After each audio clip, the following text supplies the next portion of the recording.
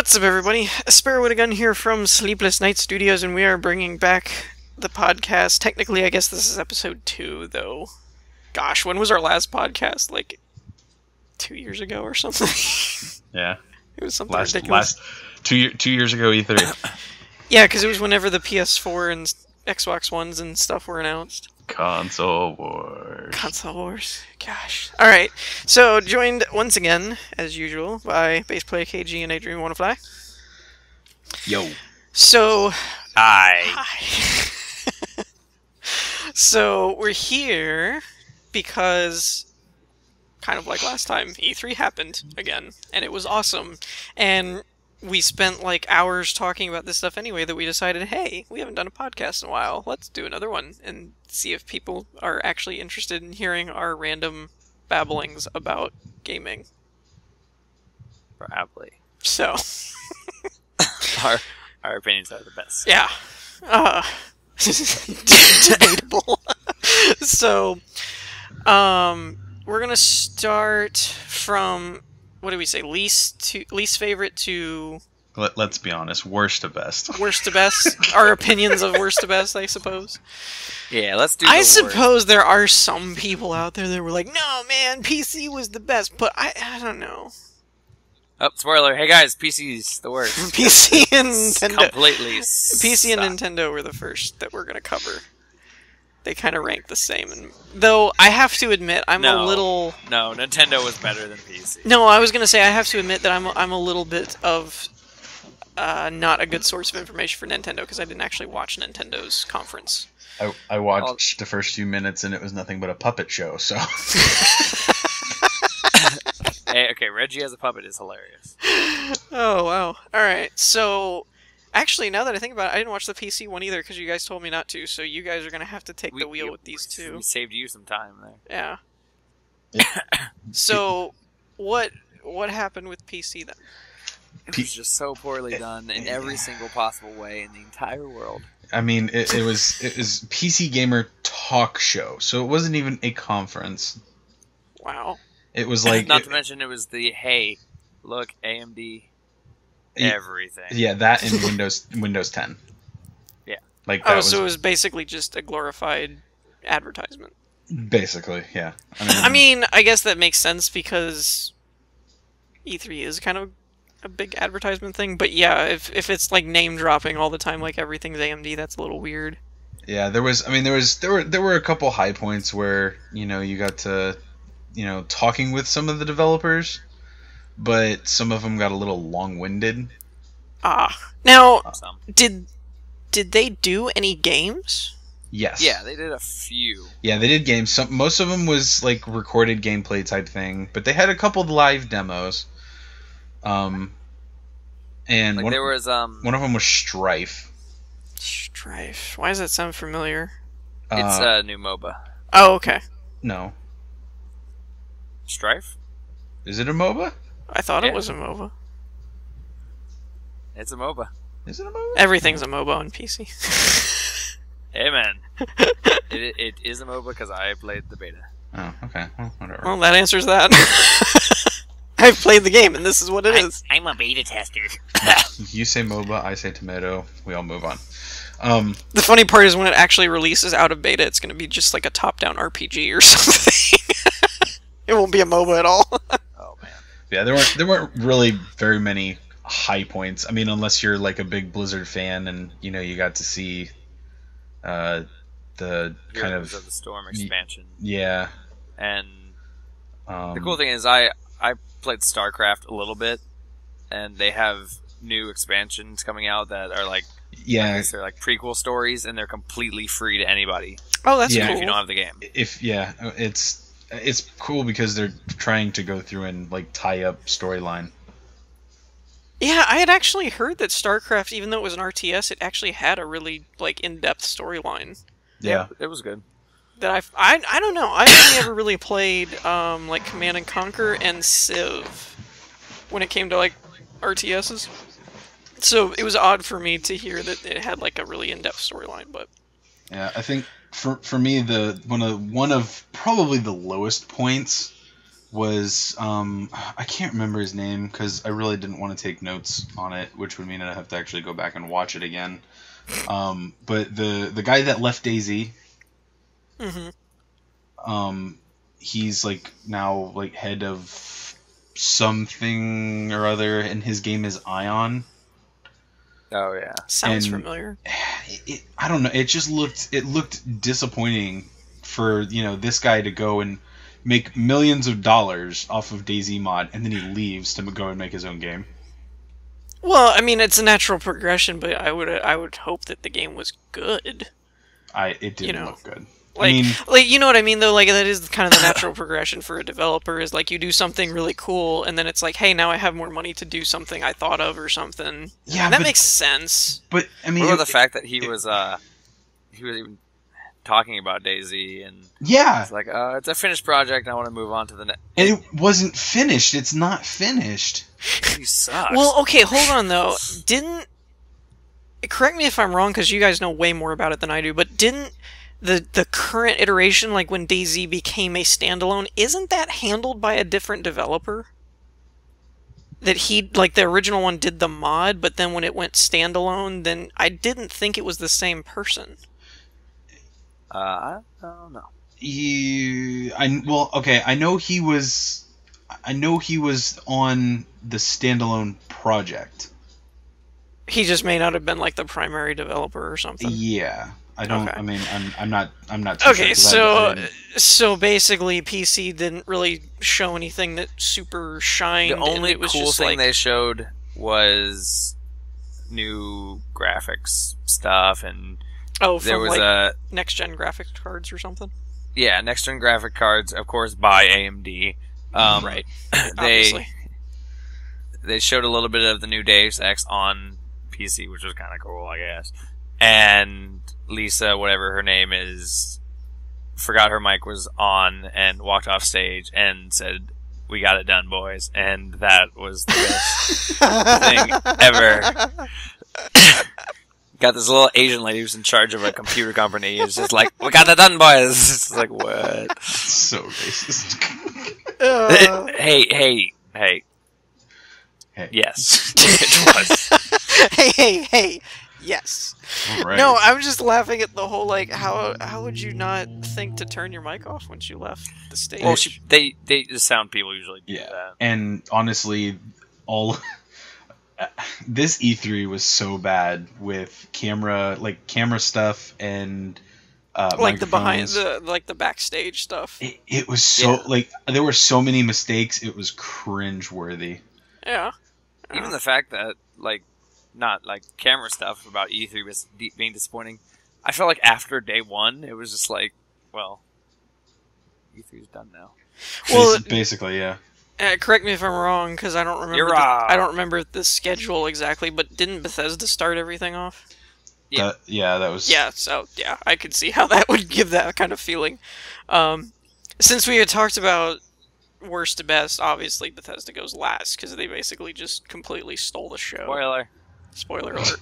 Next up on the list of was there anything notable in Nintendo, or was it just a puppet show that no one cared? All I saw was a Star Fox puppet show, and I tuned out.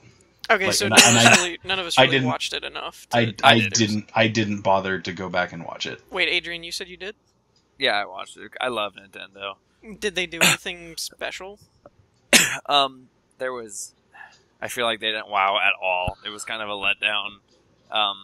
The only good things I would say was there's a new Star Fox game, there's a new Legend of Zelda game, and then there's the Rare. Actually, that's on Xbox. Maybe? I don't know, but there's a Rare. None of them were like collection. Oh my gosh. No. Gotcha. There is some cool we all do. There's Mario games coming out. Did they? New Metroid looks okay. Oh, okay. They did announce that. Yeah. Okay. So next up would be EA and Square Enix. I didn't really watch either of those. I just pulled pieces off of some of the games I was interested in for Square. I didn't really watch anything for EA. EA, a new Mass Effect, because how else are they going to make money? A new Need for Speed. Don't you know they're gonna make money off of the season pass for Mass Effect and the microtransactions? It's just so great. Yeah, Need for Speed just has gotten progressively worse. I think that's personally what never liked any of the Mass Effect games. Like I really liked all the Mass Effect games. I didn't cool. really care for 3's ending, not because of what everyone said that it was like, Don't spoil. Yeah, spoiler alert for a game that's been out for forever and had like 3 iterations, but... Listen, I have not played them, so... That's like saying Snape kills Dumbledore. Sorry, I was struck down by all the users of Imgur and Reddit. Yeah. No, but like, crap, now that made me lose my train of thought. What were we talking about? Snape killing Dumbledore. No, before that, what game were we talking about? Oh, Mass Effect. Okay. So no, we were talking about the Taj Mahal getting Wi-Fi. What? Yeah, the Taj Mahal has Wi-Fi now, free Wi-Fi. That's okay. I don't know how to feel about that. I guess that's awesome. That was not announced at EA, by the way. Yeah, that was not announced during EA's press conference. Star Wars games, no, but like 3 of them. The Mass Effect one I'm excited for just because it's something new. Like, I felt like they kind of ran their course with Shepard a little bit, that I think a new character, a new set... apparently, it's called Andromeda because they're going to a whole different galaxy. They're not going to be in our galaxy anymore. That makes sense. And so I was like, that's kind of cool that they're giving you, like, a whole new scenery, whole new area, like, completely... It's like existing in the same world, but it's going to be separate from all the first 3, which I think is a good move, but there really wasn't enough there. It was just kind of a trailer. Like, hey, we're doing it. Yeah. And this is the name. Like, they showed the Mako, which was cool, the little Jeep thing, so I'm hoping that means they're bringing back, like, planetary exploration, because that was only in the first one, I think. I think the second and third, like, opted to, you scan the planets to get things, but you don't actually get to go down and drive on them, which was cool in the first one.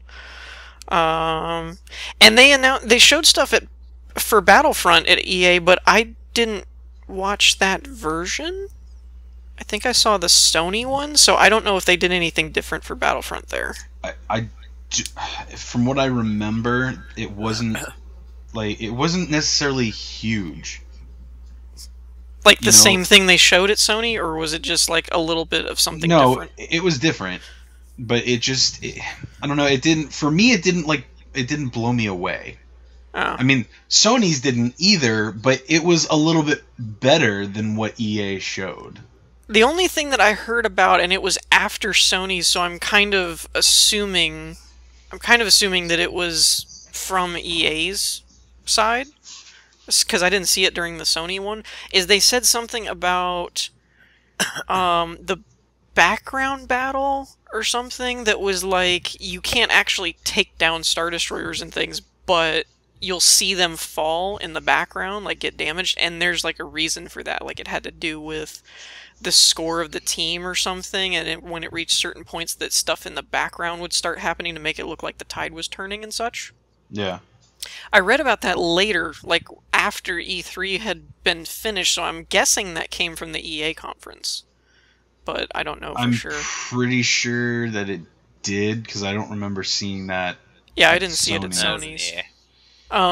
The only other thing, I don't know if you guys are that interested, that perked my ears from the EA one was the announcement of another expansion pack for the Old Republic. That was okay. Which, yeah. I'm excited. It looked cool. Like, from a Star Wars and BioWare fan, I was like, that looks really cool. I honestly have no idea how it's going to play out in the story, though. I'm excited for the new Mirror's Edge. I don't know if you guys played any of those. I played the first one. I didn't see anything on the second one, though, other than the announcement way It looks back. good. They completely took out guns because it messed up the flow of everything, and that was, like, a huge thing I hated about the first one. Oh, see, I wanted more guns, but I always want more guns, so... Wrong game. Wrong games. Okay, EA is done. No. Did you guys not watch EA? I didn't, no. Oh, there's a new game that they announced, Unravel. Oh, yeah. Okay. I thought we're all sounding like we're wrapping it up. I saw a thumbnail for that somewhere. Is that the one where you're like a little yarn ball? Yeah, it's a yarn character. It for me it kind of reminds me of a side-scrolling Little Big Planet. Oh, okay. So it has that Little Big Planet feel, but it's a side scroller. That kind of makes sense since Little Big Planet is a side scroller. Well, okay, I haven't played it, so I don't know. I don't necessarily know that. All right, might be why it makes you think of that. I meant like art style. Oh yeah, I know what you were meaning because I agreed with you. It looks kind of that way, but it looks different, you know. And I like games that are different. I think it'd be funny if like you died if you got snagged on something and unraveled yourself. Yeah, that would be hilarious. And then it was just like you died. Like there was that do you guys remember the PlayStation All-Stars, the fighting game? that failed. I played it for that. You mean that week? I mean, like it wasn't a bad game, but yeah, it did not gain the traction that it wanted. But there was something that I was joking about with Caden a while back when that was coming out, that they announced that Sackboy was going to be in it or something. Yeah. Or was a DLC. And I was like, how funny would it be if you did like a fatality on Sackboy and you just like unzip him and pull all of his stuffing out and then just like toss him to the side kind of thing. Like, I wish you could have picked him up and like beat him, use him to beat other people with it. I just got this picture of like one of the Helgas from Killzone just like grabbing him by the neck and be like, zzz, and then just like pulling all of his fluff out and just tossing him off to the side. So, are we done with Square? Or yes? Yeah, we're done with the. I think so. So everybody raise your hand. I raised mine. Yep, I know we did. Square Enix. I see one thing in my mind, and that starts with a K.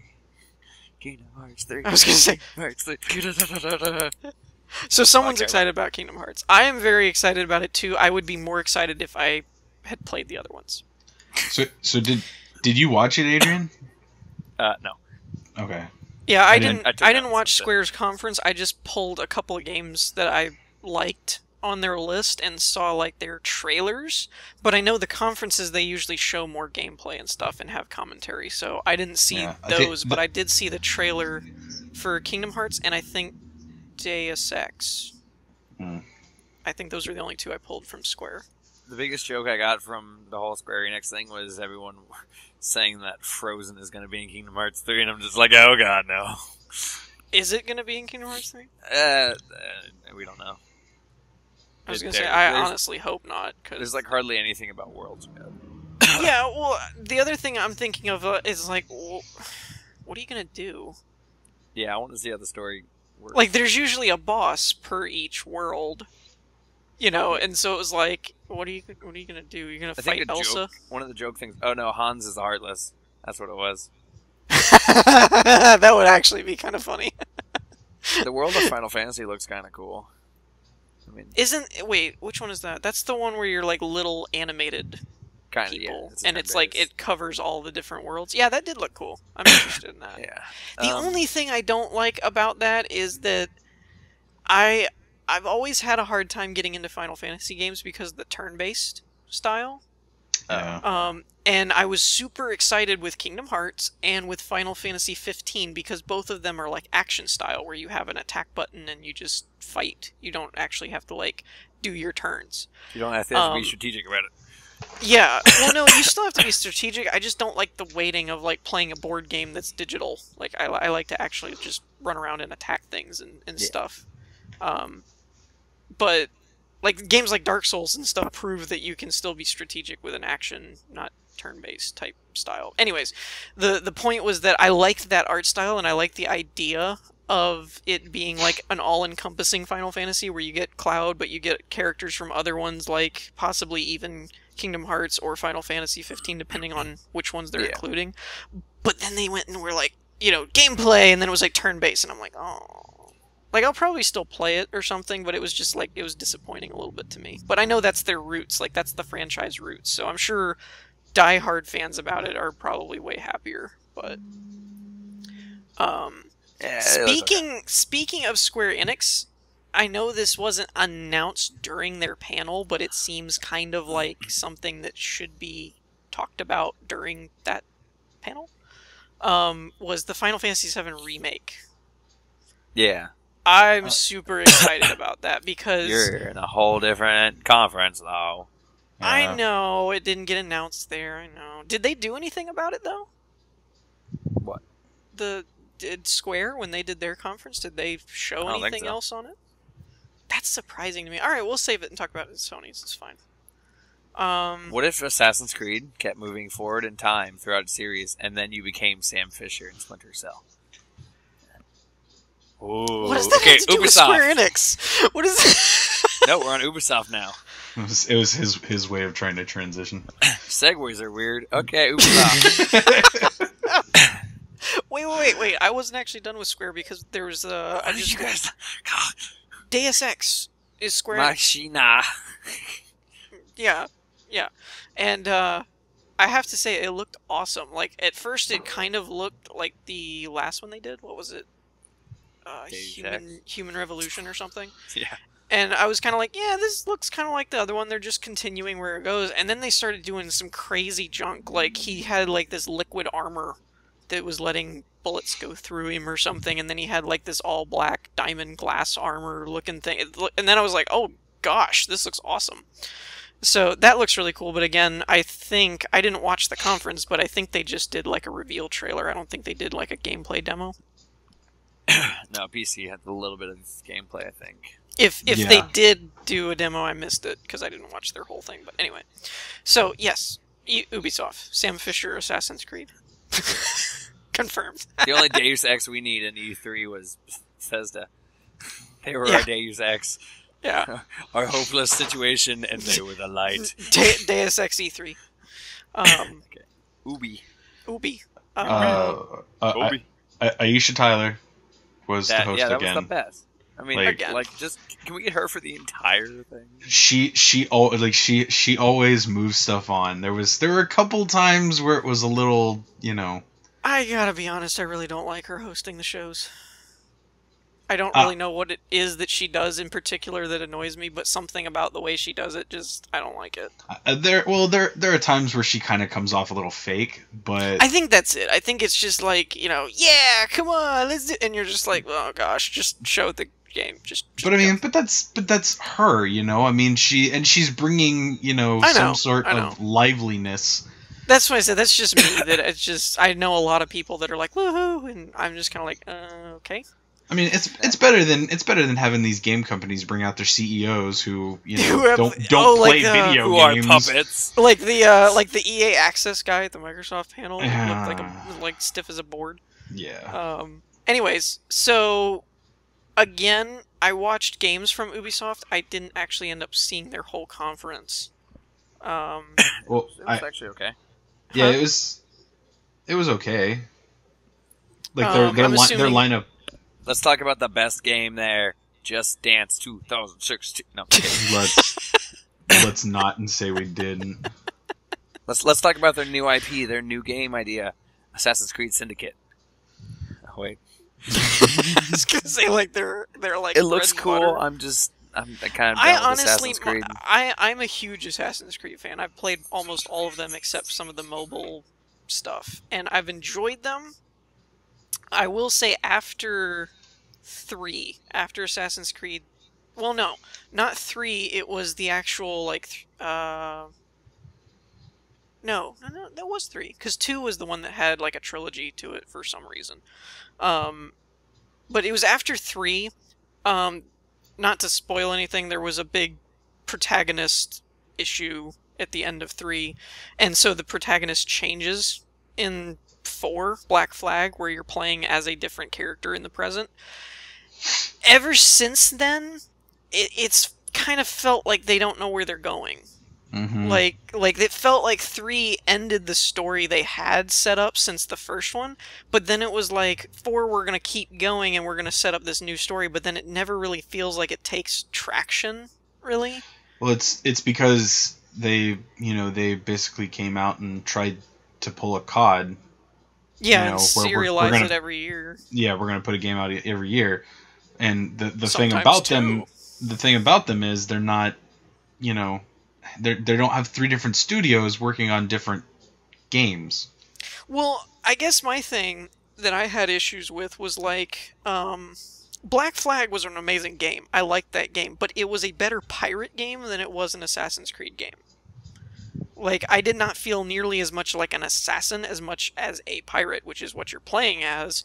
So it detracted somewhat. Like, you could have done that with any game. Like, they could have just made a new IP and called it Black Flag, you know, and just made a whole new pirate franchise off of it if they wanted to. That I didn't feel like it contributed really to the Assassin's Creed. And then Unity, gosh, don't get me started on Unity. Rogue was actually pretty good, like story-wise, but the games just, I don't know, they seem like they haven't really done anything that innovative to the gameplay engine, like how you play the game and what you do as an assassin. But it feels like they keep trying, and when they keep trying, they keep kind of implementing these weird wonky mechanics that they try and make work, but you're kind of like, you're just overloading this, like it becomes bloated, you know. My biggest problem is they feel like they're moving too close to the present. Like, that's my biggest issue, is like now we're, what, in Syndicate, it's... What time is it in London? I know it's London, I forget what time period it is. Like Victorian? I think it's Victorian London or something? I don't know, I'm not a history buff. Yeah. But... So it's like he's not really even walking around with like a sword on his belt because that wasn't appropriate for the time, and it's moving more into like wrist guns, and it's like, it's not bad. The game looks fun and I will more than likely play it and enjoy it, but I do feel like they're moving away from what made it awesome back in the first few iterations. And I'm sorry, I know they're all like, well, we don't want to do this because that's what everyone expects, and that... Do a ninja game. Just do it. Ninjas and samurais. Make the Templars samurais, make the assassins ninjas. It works perfectly. Everyone would love it. Just do it.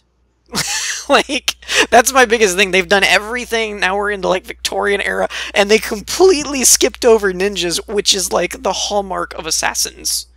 Like, and not as assassins as a franchise, just the assassins. So anyways, that's... I'm getting off topic. I'm getting on to assassins. I think the only... the only good thing that I kind of took out of it is the fact that they're trying something. Well, okay, having not played the games and only seen like some gameplay of some of the games, like mostly more you know, the more recent ones, is the whole dual protagonist thing. You know, having the brother sister, like that seems like a great concept, but unfortunately, it's stuck in Assassin's Creed. Well, for me, it makes me nervous. Like, I'm excited that that is something new and different, but I'm leery about how it's actually going to play out in the game. It's not. Yeah, like, it Wait, kind of concerns me. Where have you been? I've been here. We were talking about the dual protagonists in Assassins that they announced this time. Where oh yeah, like, I don't know. It's like I don't care. Yeah, that's what I say. I'm like, I don't mind that they're trying to do something different, but that seems more jarring to me. Like, you're gonna pop in and out of characters as opposed to just like being like, this is the main guy and you're following his story or her story or whatever. You know, like, it. I don't know. I've never really liked games that pull you out of one character and then let you play as another one, unless it specifically was built around that idea. Yeah. But anyways, that's kind of becoming an Assassin's Creed rant. Division looked really good again. I disagree. No? Oh, this game has caused a division. Yeah, when it was announced 2 years ago, you know, it looked good then. It's something, you know, it was something fresh. It was something cool. Now we're 2 years later, and we're seeing not necessarily an expansion, but like another part of what is going to be the map in the middle of Manhattan. And like, we haven't seen more gameplay. Well, for me, I guess that's why I said it looks great again. That it was kind of like it. Yeah, you're right. They didn't really show that much new, which I was disappointed in. Yeah, it was too lackluster for me. Like, I'm still looking forward to the game, but as far as reviewing the conference, I would agree. Yeah, they didn't really do anything that much different, and it was kind of cheesy that they made it. They keep making those trailers like it's actually 4 people on a couch playing or something, and you're kind of sitting there going, we know this is scripted. There's no way this is like we're just gonna play a match and see what happens. There's no way. I like the fact that the entire game, the whole story, starts off in 2007 with George W. Bush signing a law. Yeah. That's the best part about that entire game so far. I don't until they launch, I don't know what they're like. I don't know what they're gonna do to try and like basically bounce back. Yeah, well, my thing that concerns me is Ubisoft has had a really rough track record lately with like things looking really cool, and then when they release them, it's like Unity. Assassin's Creed Unity. Yeah, like it looked awesome, and then when I played it, I was like, "Gosh, this game." Anno, whatever that first one. They're making a sequel of that. Apparently, it's sold. I guess, but the first one. Because I saw that, and I was like, "Oh no, why does that sound familiar?" And then like I found it on Steam during the Steam sales, and I was like, "Oh yeah, wait, that's what they're doing a sequel to?" Yeah. That game that I never played that looked interesting that had mixed reviews. I don't know. Yeah. I don't know. I haven't even seen what the new one looks like, but they do have a new South Park game coming out, which looks like the Fractured Butthole.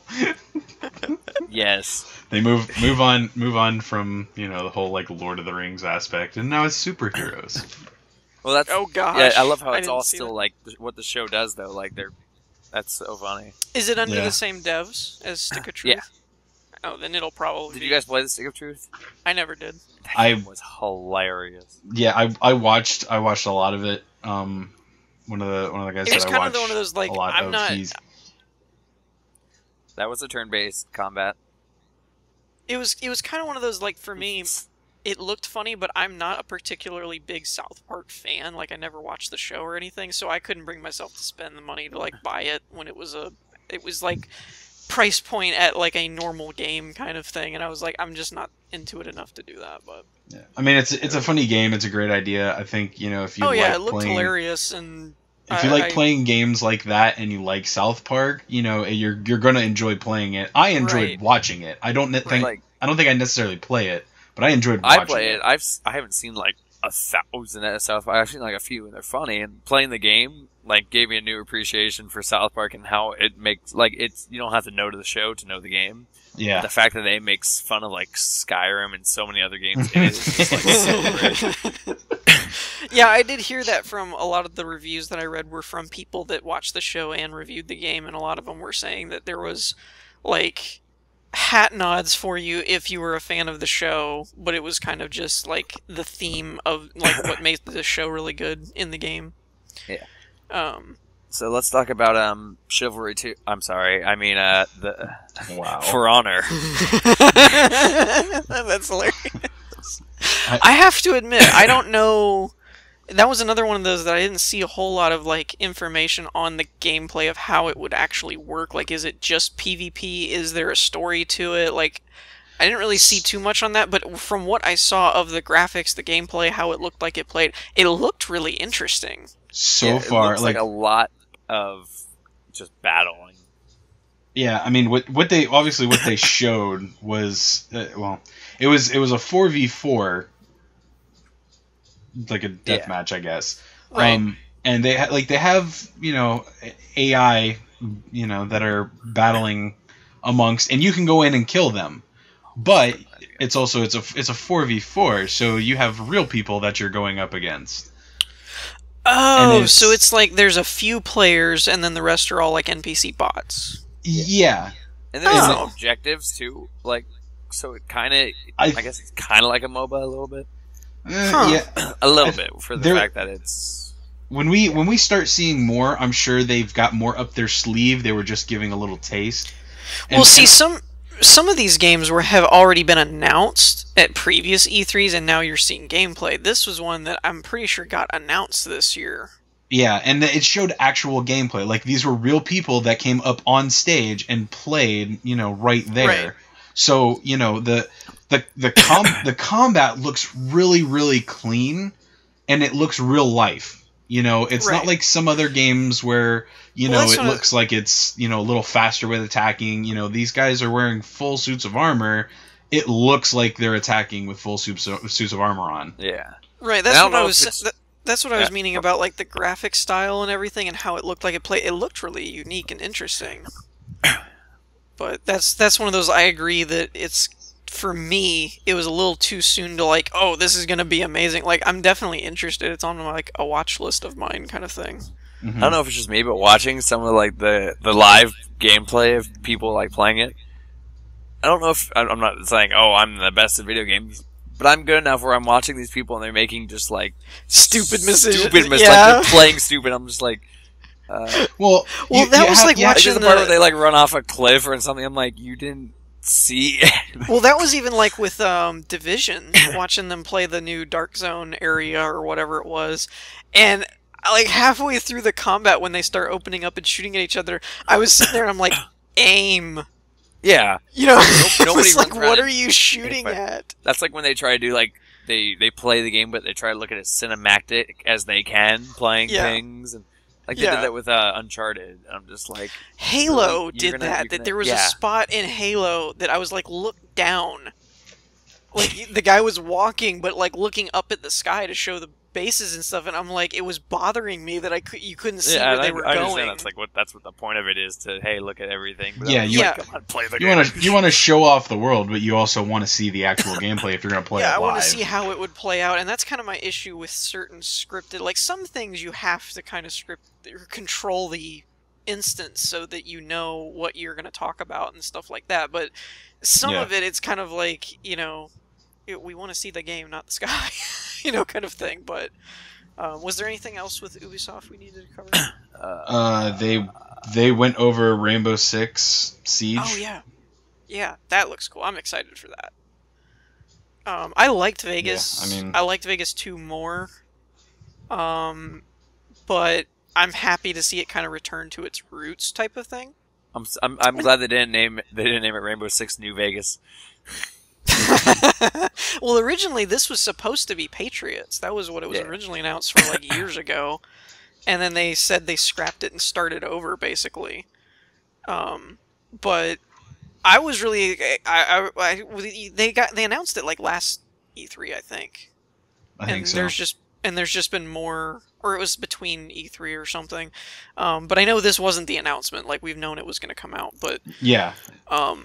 I liked. One thing I really liked from a multiplayer standpoint, again, I don't know how the campaign will play out or anything, they didn't really show too much of that, but I liked the hostage setup for PvP. There's a mode where one side of you plays as a hostage and the other hostage takers, and the other team plays as Rainbow.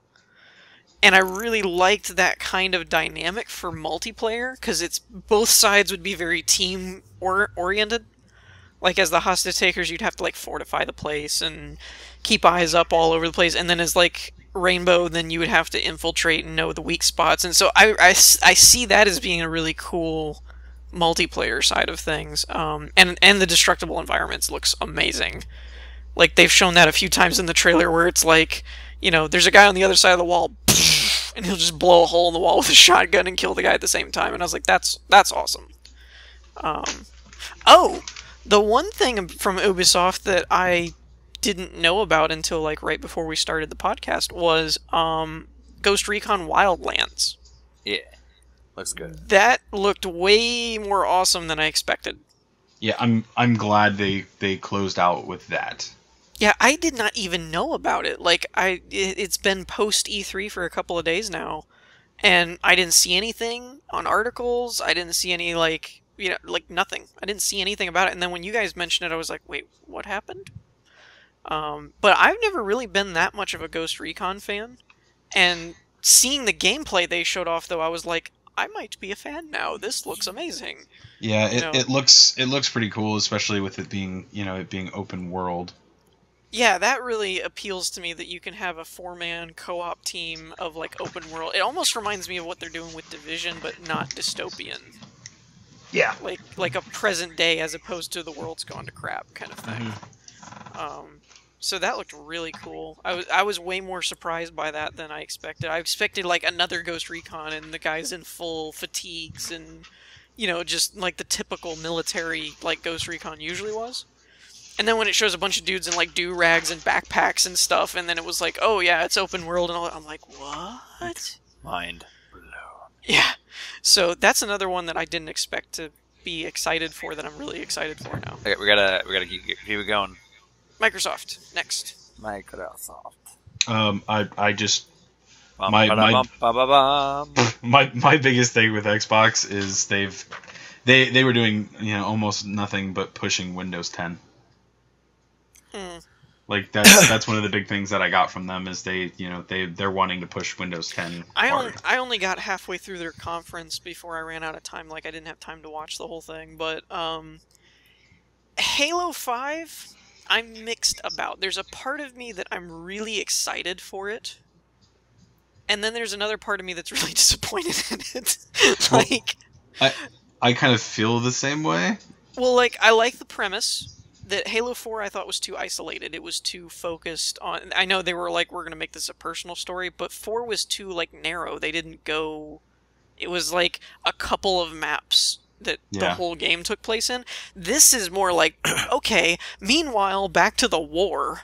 Mm-hmm. You know, that now there's, like, Covenant ships they're trying to push back. The Protheans or Prometheans or whatever they're called are now, like, fully engaged in the war. There's more Spartans now. They've, like, apparently reenacted the Spartan program, I guess. But I really like the idea of kind of talking about the split protagonist thing. I like the idea that Chief is on the run. That is different to me. That all the other games other than Reach, you played as Master Chief and ODST. And so I think the idea of they're like branding him a traitor. Yeah. And now you're a new Spartan team that's going to search for him. That's interesting. Yeah, but I'm not gonna, hold my breath on it being, out of this world. No, see, for me, it's like the story and setting I'm really excited for. The gameplay... The gameplay doesn't look anything special. Well, yeah, but that's what I mean. Like the story to me just like it seems like they're reaching really hard to try and continue Halo. Halo Reach. Well, yeah, that's what I mean. Like when Halo first launched, it had like no real console competition. It was one of the first like console shooters that were actually good. Mm-hmm. And so it always had this throne. Now, that's like a really oversaturated market. There's like Call of Duty, there's Dishonored, Doom's being remade. Like there's so many FPSs out there now that are actually of the same caliber that I think Halo's had a hard time holding on to its throne, basically, if it still has it at all. And that's my thing, is story-wise, as a Halo fan that's played all the Halo games up till now, I'm excited for the story, but I kept asking myself, Halo 2 is the reason I bought an Xbox. Like, I didn't care if I had another game. It was like, that was why I bought the console. I think you guys are the reason I bought an Xbox 360. And, for me, it was one of those, I kept watching the conference going, would this make me finally buy an Xbox One? And the answer I kept coming back to was no. It was like, I would be perfectly fine watching a Let's Play of Halo to see the story and see how it unfolds, and then, like, go back and, like, just go play other games and stuff. I didn't see any gameplay hook to me that was just like, oh my gosh, I have to play this. I did like their Warzone multiplayer show thing they did. Yeah, that's the only redeeming quality of it so far. That was like, what was it, 24v24? Something like that, and it was like, while you're fighting other teams, now there's also NPC bots in the mix that are going to attack you too. And I was like, that seems chaotic and fun. But yeah, overall, I was like excited for where the story's going, and the graphics and all that looked amazing, of course. But gameplay-wise, yeah, I really wasn't that thrilled. We gotta start speeding up through these. It's fine. We don't really have that much of a time limit. But it's a soft time limit. 4-hour podcast. We haven't done one in a while. We got to make up for lost time. One thing that shocked me about the Microsoft conference was Forza. What, like, Forza 6? They made this huge deal about like this car coming down from the ceiling and everything. Oh yeah, had, like this like brand new Ford. What is it, like the GT or whatever? Yeah. And it was like, oh my gosh, this is the best thing. And then it was like, this is the best game we've ever built. And then they showed like a 2-minute trailer, and then it completely, there was no post wrap up, no commentary. It like completely jumped to another game. Yeah. Yep. And I literally, like, I even wrote in my notes for our podcast, I was like, did Forza really bring out, like, a brand new car for, like, 5 seconds? Mm-hmm. It was like, what was the point of that? Like, how much did that cost? Showy for, too. like... It's like, yeah, we got cars. Yeah. Look, a car. And they brought out, like, brought out, like, Henry the Third or something from Ford, like he was going to talk about the car or how it integrated in the game or something. And then it was just like, by the way, here's a trailer, and we're going to walk away while the trailer's playing. And I was just kind of like, well, what happened? Yeah. Like, what was that about? I think there's got to... Go ahead. I think for, you know, like, as far as driving games go, you've got to have something more now. Like, you're gonna have, you know, you're gonna have some of the, you know, like, the diehard fans that are gonna be like, oh, cool, new Forza game, looks good, you know, but there's not, like, driving just isn't, I don't know, I don't think it's as popular right now. Well, I can drive and shoot in GTA. They want one. I will admit, true. Forza looked really good. Like, graphically, gameplay-wise, and all that stuff. Like, the game looked good. At the end of the day, it's another car game. Like, it's another racing. Buy an Xbox for it or anything, but it looked really cool. It wasn't like they did a bad... Yeah, I just mean it wasn't like it was a bad game or, oh, it was totally underwhelming or something. It was just shocking to me that they made such a big deal about it and then didn't spend much time on it at all. One big, probably the biggest event in the Microsoft conference, at least the half that I watched, backwards compatibility. Yeah. That. Why do they do this? I honestly don't know how. Let's give you guys something that should have happened when it first came out. They're going, like, they're backpedaling. They're always backpedaling.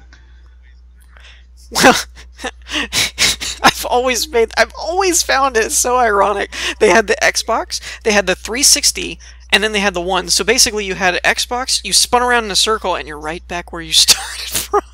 I've always had that in the back of my head. Yeah. No, one thing I'm interested in, though, with that move is I'm curious to see what Sony does with that. Like, if they make a move to implement backwards compatibility, or if they just... They're not going to do anything. I'm curious to see what they do in competition. I'm not really expecting them to, because they kind of have a lead at the moment. Yeah, I don't think they're going to do anything. They have a stance right now that is way far ahead of Microsoft. There's no need for them to even try to do anything. Yeah, that's what I meant. Like, I'm not expecting them to, but I am kind of watching them to see if they try and do anything. The other thing that I thought was interesting about it is that it's almost like it's fully emulating it. And I know that sounds funny because, of course, that's what backwards compatibility is, but I mean, like, even putting the disc in the tray kind of thing, because they showed that you could still use all the Xbox stuff, like screenshots and all the Xbox One features while still playing a 360 game, which was something that I hadn't seen before. Like, even on 360 and PS3, when you would play older gen stuff, it was like if you hit the middle button on the PlayStation or the middle button on the Xbox or something, it would be like, this isn't like a functionality in this game. So I thought that was a little bit intriguing. But yeah, overall, it was kind of one of those, I almost wonder if it's a too little too late type thing. Oh, extremely late. If you're enough into this generation that if anyone's really going to utilize it that much. Was anyone else confused by that EA Access thing either? By the way, in the same vein of things. What do you mean? Yeah. Did you guys see that? Yeah, it was totally out of place. Well, the guy just comes on randomly, and like I said, it was so funny because he seemed like he was announcing, like... Oh, you mean the pay thing? Some Halo meets Call of Duty game or something. Like, he's like... Yeah, like, he's like, you're gonna love this stuff, and everyone was like, woo! You know, it's like...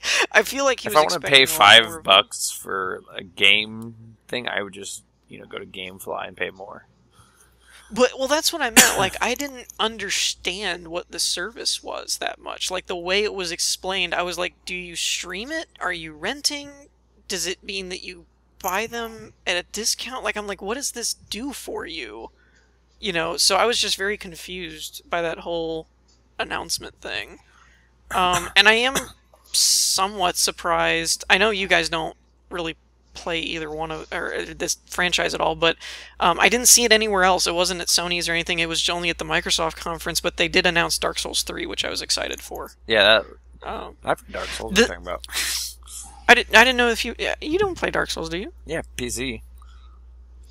Oh, okay. I didn't know you played them. Praise the sun, man. Praise the sun. That looks pretty good. The part that was interesting to me about that is that franchise, like the main, what's his name, Miyazaki or something, the main director that kind of started the whole thing with Demon Souls, he has not been a part of sequels. He did Demon Souls, Dark Souls, and then like Bloodborne, I think. I don't think he was involved with Dark Souls 2. I could be very mistaken, but I don't think he was, because he made it a point of like, I like to move on and like craft new worlds. So 2 was kind of an oddball, but then 3, that somewhere I read that it's being announced as like the final Dark Souls, like the cap of the trilogy. So yeah, I'm interested to play that one with the idea of like it could really go anywhere, because you feel almost like any kind of movie or game when you say this is like the last one. You don't know if the protagonist is going to live or this is the Final Fantasy. That way. Again. So yeah, that was intriguing to me, but again, it was just like an announcement trailer, so. An hour of cutscenes. I'm excited. What? For Dark Souls 3, over an hour of cutscenes. Really? This game's gonna be huge. I didn't hear them announce that part. Yeah. Well, wait. Dark Souls never even had cutscenes. Really, exactly. So that'll be completely different. I didn't hear about that at all. They also showed a trailer for a game called Recore, which would look pretty cool. Yes, awesome. I agree. It's by the guys who that made really interesting. What is it? The studio that made Metroid Prime. So I'm excited. It looks really good. It did look really cool. You know, the game is really cool. Different. Is it just me, or did the main character look like Ellen Page? Yeah, you know, Ellen Page and Last of Us, and you know, Ellen Page. She'll probably sue them too. Two Souls or whatever that game was. She'll probably sue them too. Like, you know, I mean, is Ellen Page the new face of female, video game characters? If you want a template for a female protagonist, just use Ellen Page. You know, Lara Croft kind of looks like Ellen. Say again. What? Speaking of Lara Croft, new Tomb Raider. Okay, I have a question about the new Tomb Raider. What? I've heard things that got me a little bit confused as to the exclusivity. It is a timed exclusive, right? For Xbox, and then it's eventually coming to PlayStation, or is it like legitimately I think it's just Xbox One, Xbox 360. Maybe in the future they'll do it, but for now... Well, that's what I mean. Originally, it was announced as a timed exclusive. I have no idea. So it seemed like later, as they kept going, it kept sounding more like an exclusive. I don't know if that's just because it was at the Microsoft panel and they don't want to call things timed exclusives. I don't know. Oh man, what? The only thing that I took away from Tomb Raider is that they're literally releasing on the same day as Fallout 4. That's a horrible idea. Like, November 10th, right? That's going to change at some point, yeah. Yep, that's... I would not be surprised at all if they announced, like, oh, we're going to move it back or up or something, because that's a dumb idea. I think it's going to be a good sequel. The first one was pretpretty cool. The first one was a lot better than I thought it was going to be, actually. Yeah, so this is going to be good. And then... Yeah, I'm liking it. I just, again, I don't have an Xbox, so I probably won't play it until it either comes to PC or it's timed and it comes to PlayStation eventually or something. But I don't know about you guys. I'm excited to get my trucker on. Get what? My trucker. The Skype's on? breaking up a little bit. Oh, gosh. The trucker, yeah, American Truck Simulator. That was PC. That was PC. That was the only good part about the PC. Oh gosh. Well, they announced it at Xbox. No, that was PC. Yeah. No. I don't know. I didn't see anything about Trucker in the half that I watched on Xbox, and I did not watch PC, so I cannot say. I thought it was PC. No, I watched the conference twice. Oh, jeez. Jesse's had like nothing better to do. Apparently. Yes. So more simulation games, which is just yeah. But it's American Truck Simulator. You get to cruise around America. They also showed Rare Replay, which was cool. Kinda cool. Rare Replay. It's all Rare games like Battletoads. Oh yeah, I did hear some. I don't think I saw that part, but I did hear about it. The only bad thing is because Nintendo still has a lot of the big ones. It's 30 games. It looks cool, but they added Banjo-Kazooie Nuts and Bolts and Banjo-Tooie. What is wrong with them?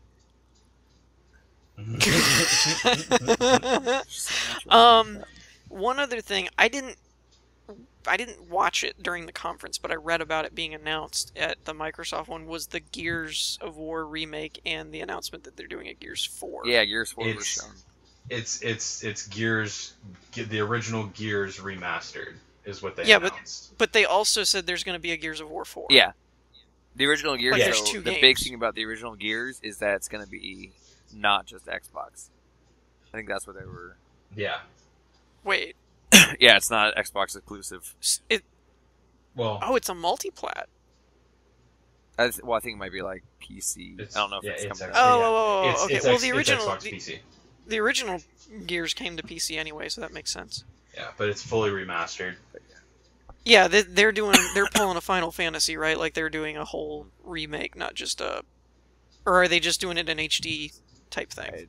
They're fully remastering it. They're like rebuilding the game. No, I don't think they're totally. Like, I don't think they're overhauling it. I don't think it's like a remake type thing. I think they're just remastering. Oh, okay. It. And then Gears 4, which so it'll just be like 1080p and. I'm not a huge Gears of War fan, so I don't. I liked the first one. The second one was probably the best, and then after that, I just kind of like blah. Like I played 3 and I didn't really care. And then I never played like Judgment and the other ones, and so it just kind of got blah to me. Like, it was another one of those where the gameplay was fun, but the story just started falling off. Like, where are you going with this kind of thing? So pretty much the last thing we have to talk about with Xbox is, well, no, Rare has what's that game? Sea of Thieves, which is that new MMO thing. That looks kind of cool. It's a Rare game. That's a Rare MMO. That blows my mind. That's one of those that, again, concept on paper sounds like a good idea. I wasn't really wowed by the demo of it. And then the last big thing for Microsoft was Fallout 4. Right. Well, and we're just gonna talk about what's in that conference, showing what's it called, the kind of interactions with other characters. That was cool. Yeah. Well, the other thing was that. The Bethesda was where the bulk of that happened, but the thing that I saw with Microsoft, the big deal was that they announced that mods would be available on the console for Xbox One. Yeah. That, people that made mods on PC could then play it on Xbox, which had never happened before. That's a large reason why a lot of the community would buy it on PC, is so you could mod it when you were done with it and still have, an endless amount of game. Now, the one question that I don't know the answer to was that only got announced in Microsoft. Sony didn't cover Fallout at all, really. No. And so what I don't know is if that's an Xbox-only feature because of the PC architecture of the Xbox One, or if that's just a Fallout 4 function to where now consoles have mods. Microsoft is not going to announce something and go, hey, yeah, by the way, this is also on our competitor's console too, or they just wouldn't bring that up. It would be like, yeah, you can do this on the Xbox. So it didn't explicitly say you can't on other consoles, but it also didn't say that you could. So, and I do know from a programming standpoint that Xbox is more like a PC in terms of programming. Yeah. So it makes sense that you could do something on PC on Xbox, whereas Sony's PS4 is a bit more of its own architecture. So it wouldn't surprise me to hear that you couldn't do it on PS4, but you can on Xbox. But that's one of those that's kind of a neither confirm nor deny on the Sony side of things. But yeah, I was interested that that's new. That's something that Todd Howard even mentioned that he's been dying for that to happen, and it's never happened on console before. So that was kind of cool. So yeah, that was probably the highlights for Microsoft. They did do a presentation on the HoloLens with Minecraft. Oh yeah, that was cool. I guess. I mean, I didn't see that. Okay. Like sitting there watching, I'm like, this is so cool. And I'm thinking, I'm gonna get tired of it. What else am I gonna use it for? I mean, it's more of the hey, look, I'm playing Minecraft with the. Well, and I mean, it's cool, but I don't think they have they're not there yet with it. No. Like, well, I kind of see Adrian's point that they keep demoing HoloLens with Minecraft because it works so well with it being blocky and cubed and everything. But I keep wondering, what else is this going to be useful for? Like could you play Halo with HoloLens and like be in the world, or is this something that only voxel-based games like Minecraft are going to work for? And if that's the case, it's kind of like, what's the point? Well, I mean, you don't really know it. You don't really know until it's developed more, because like right now, yeah, it's okay, but there's so much that they need to do to this to be able to make it, Well, and I will come out and say I'm not an advocate for VR stuff. I don't like 3D movies. I'm not a big advocate for wearing a helmet on my face whenever I decide to play a game like Oculus Rift or even Sony. I'm a big Sony person. I love their stuff normally, but I'm not a fan of the Morpheus project they're pushing either. This is going to sound super old school of me, but the only VR I like was the Virtual Boy. Sticking my face in that thing, standing there, getting my headaches, bending my back, playing horrible games. It was so fun. But yeah, that's my thing. It's almost like the Wii, when they announced the Wii and it's like, oh, look at all our motion controllers. I'm like, I don't want a motion controller. I want to sit on my couch and be lazy and play games. Don't hate on the Wii. And it's kind of the same idea that I'm like, I'd like to be able to just sit down and pick up a controller and play a game. I don't want to have to like gear up and like put my helmet on and my power pack and my controller and you know what I mean? Like, it gets to the point where you're kind of like, where does it end? And so I'm just not a big fan of it, because they always kind of push it and it always comes off kind of gimmicky, like, hey, look what we can do, but it just, I don't know. I'm just not an advocate for it, really. I mean, it's cool technology-wise, but... that's the whole thing, though. Yeah, I mean, it's just beginning. Yeah, so no, I know that like they as much as possible. I just keep thinking of stuff like what was the one that PS3 did with the little glowing orbs on it? The Move. Oh yeah, that like just what is that? That like you have to think of what the name is because it never really went anywhere. And kind of the same with Xbox. Even they tried to push the Kinect. Every time they came out since 360, it was like 360 has a Kinect. Xbox One, it has to be part of the system. Oh wait, no it doesn't. Oh wait, now no one cares. Like, they try and do stuff for technology-wise, and it looks good on paper, but when you're talking about gaming, it really just has to work with the game, or it's not going to work. There's some that have been successful, like the Wii. The Wii's made a go of motion stuff and things like that. Well, I feel like the Wii is made for that type of stuff. Yeah, they built it around that, and that's why it's successful, is they built the whole system around that in mind, as opposed to, hey, we're going to do it too, which is essentially what Sony and Microsoft did. It was like, we can do motion controllers too. Now, I'm not so opposed to the VR side as much as motion. I hate the motion controllers. I think we should just do away with them all completely, but... The VR side isn't as opposed to it. I just don't like that you have to like wear this big space helmet thing while you're playing, Honestly, the one game that I would probably buy an Oculus Rift for if I had extra money laying around is for Elite, because of the ability that while you're flying, you can like move your head and look at all your consoles and everything. It feels like it was kind of geared for that, but yeah, I agree. The technology looks cool. I just don't know how well it's actually going to work, but... Okay. Wrapped up. Sony. Next. Sony. Sony. We'll start off with the beginning. The Last Guardian. Which I completely missed. I came in right after The Last Guardian. It looks pretty good. Yeah, the gameplay was a little slow, but that's, I think, because it's at the beginning of the game is what they showed us. But yeah, visually, the game is beautiful. Did either of you play the originals, like Ico and Shadow of the Colossus and everything? I did. Okay. Shadow of the Colossus was beautiful. Shadow of the Colossus is an awesome game. But the thing I keep coming back to is neither of the... Well, Shadows was a little bit faster, but Ico definitely was a slower game. Yeah. Like, it didn't surprise me at all. I went back and watched the gameplay walkthrough of it. I just didn't see it live. But that one, I, like, expected it to be like that. It didn't surprise me at all. But, yeah, I agree. The one part that looks really weird to it is everything but the main character looks gorgeous. The main character looks kind of funky. Yeah. Like, they did something... Like, they decided to go, hey, this art guy do all of the game, including the Guardian, or whatever the bird dog thing is, and then it was like, oh, and by the way, we're gonna have like this other art guy do the main kid character because he looks completely different. Yeah. It's almost like the world's all real photorealism, and then the main human is like cel shaded or something weird. I think it's cool. It's jarring to me. It's been in development since 2008. Well, that was why I put that reference to it in Dog Squad, and that's why I couldn't help but crack up when Jesse told me that it actually is still done, because a month or two ago, they came out and said it was officially canceled. Yeah, a lot of people were not expecting... Like, some people were kind of half expecting, but they weren't really necessarily expecting to see it. So... To me, if this game literally does actually release and you can buy it and play it, it makes that joke in Dog Squad even funnier.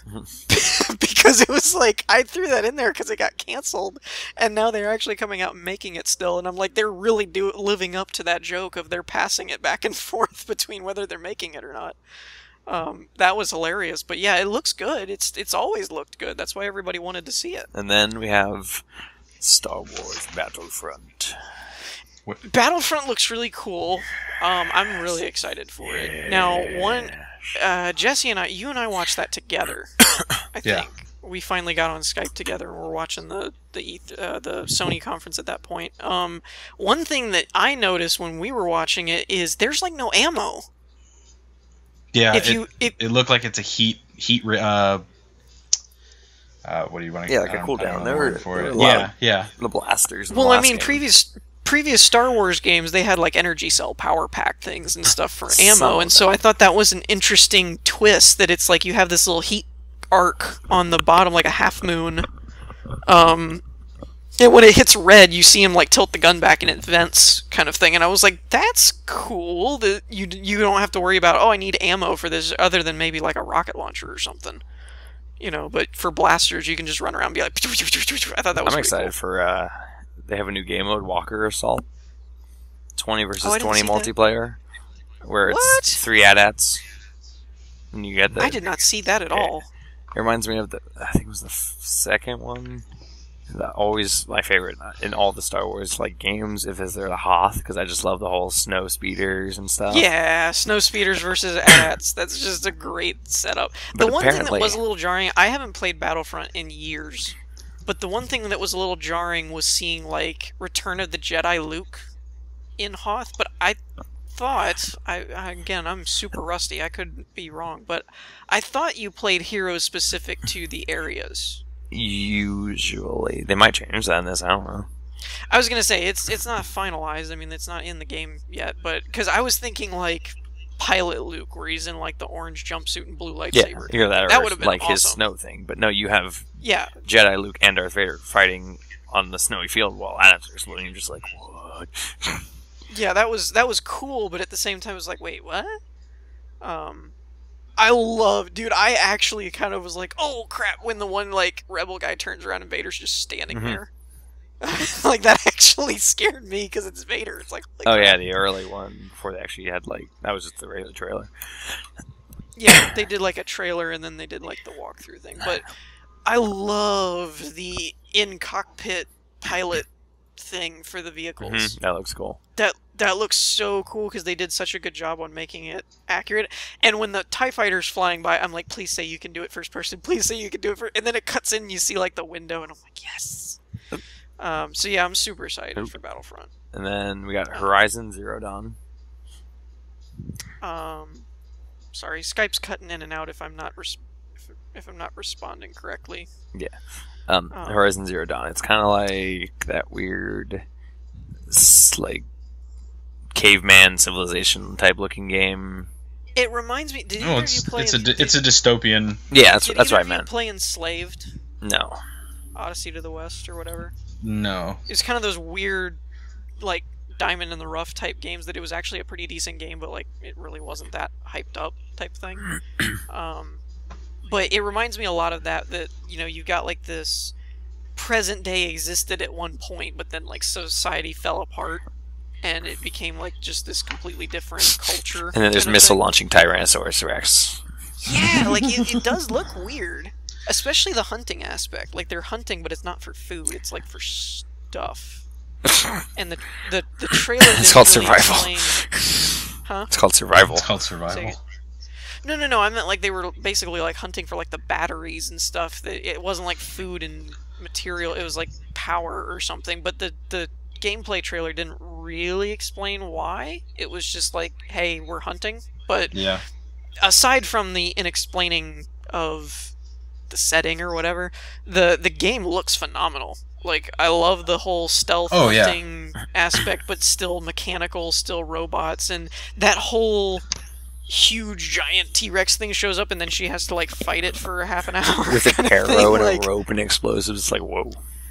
Oh, and I love the bolt rope thing that tied it to the ground. Mm-hmm. That was cool. I'm like, if you actually get to use that in game, that would be so awesome. Okay, yeah, so then it was great, and I honestly think that was probably the best new IP of E3. Yeah, because it's rare to see new IPs anymore. Mm-hmm. Like, everything's always sequels or remakes or prequels or whatever, almost like Hollywood. But it was kind of like, yeah, it was like, ooh, new game. Ooh, it looks pretty. Ooh, it plays cool. It's like, we might have an actually good game here. I think besides Fallout 4, that's probably the best game that they've shown, or that they showed for E3. Well, then we got Smokey the Bear Simulator 2016. What? Firewatch. Oh. I was like, wait, Wow. I completely missed that. Wow.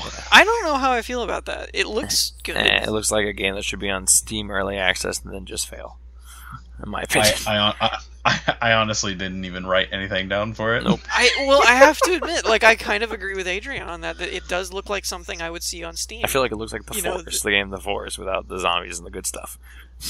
Yeah, so, I mean, like, I'm not knocking on the developers or whatever, but it just, like, from what I've seen so far, I'm really not seeing what makes it so, wow, this looks awesome. And then we've got Disney Infinity. There was... with their new Star Wars expansion, which I feel like Skylanders is still overriding everything of Disney's thing. I honestly, those two, both of those games I've heard of, and just I've had no interest. I know, but they're for kids mostly. I mean, I played. I played Infinity, and it's fun. I like it. Kids, yeah, I mean, kids or adult fanboys. Yes, yes. Kids and family oriented. That's what it's for. Well, I mean, leave it to Adrian because you're like a huge Disney person. Oh yeah, and like being able to run around with like Sully from Monsters Inc. and then Frozen people. I probably would have gotten more into it, but isn't both of those games the ones that like you need the action figures or something for? Yeah. Yeah. See, I don't like that. Yeah. It's like. Like, if they just made it a game and you could just play it, and it was DLC. just little animated cartoon characters, that would be fine. But I had a hard time getting into the whole, like, go buy all the action figures so you can use those characters kind of thing. But the real big one for me, there was 3 things that were unexpected, like shocking to me from the Sony. The first one was the Final Fantasy VII announcement. Yes, that was cool. That it wasn't going to be like we're going to just, add anti-aliasing and stretch it to 1080p or something. Like, they're fully remaking the game. And I was like, that's so cool because I watched Advent Children, loved that movie, loved the setting of 7, have never actually played 7. Because it was one of those, it was, like, I never got into it as a kid, didn't even know what Final Fantasy was as a kid. And then, like, when I was old enough that I like got it and was like, I have it on Steam, but every time I try and play it, it's just so old. Like it's just so old and blocky that it's hard for me to get into. So then them remaking the game to go, hey, this is going to look like Advent Children and it's going to be playable. It's kind of one of those. I'm excited because it means I actually get to go back and play it and see it kind of for what it was envisioned. Yeah. Because I know that they didn't really envision it to be a bunch of blocky characters. Like when the developers see it in their heads, they had to have seen like a movie quality type thing. Some people were debating though, because the dev people, I think it was at the Square Enix panel, they did say it is a remake. Like it won't be perfectly one-to-one accurate to the original. Right. Like that they are taking which is kind of cool because it makes it kind of a newish game. Right. Well, and some people were advocating like, oh my gosh, you're like painting on the Mona Lisa, and then other people were kind of like, but this would give even people who had already played it a reason to go back and play it again to see what other things. I just hope they don't go too crazy with it.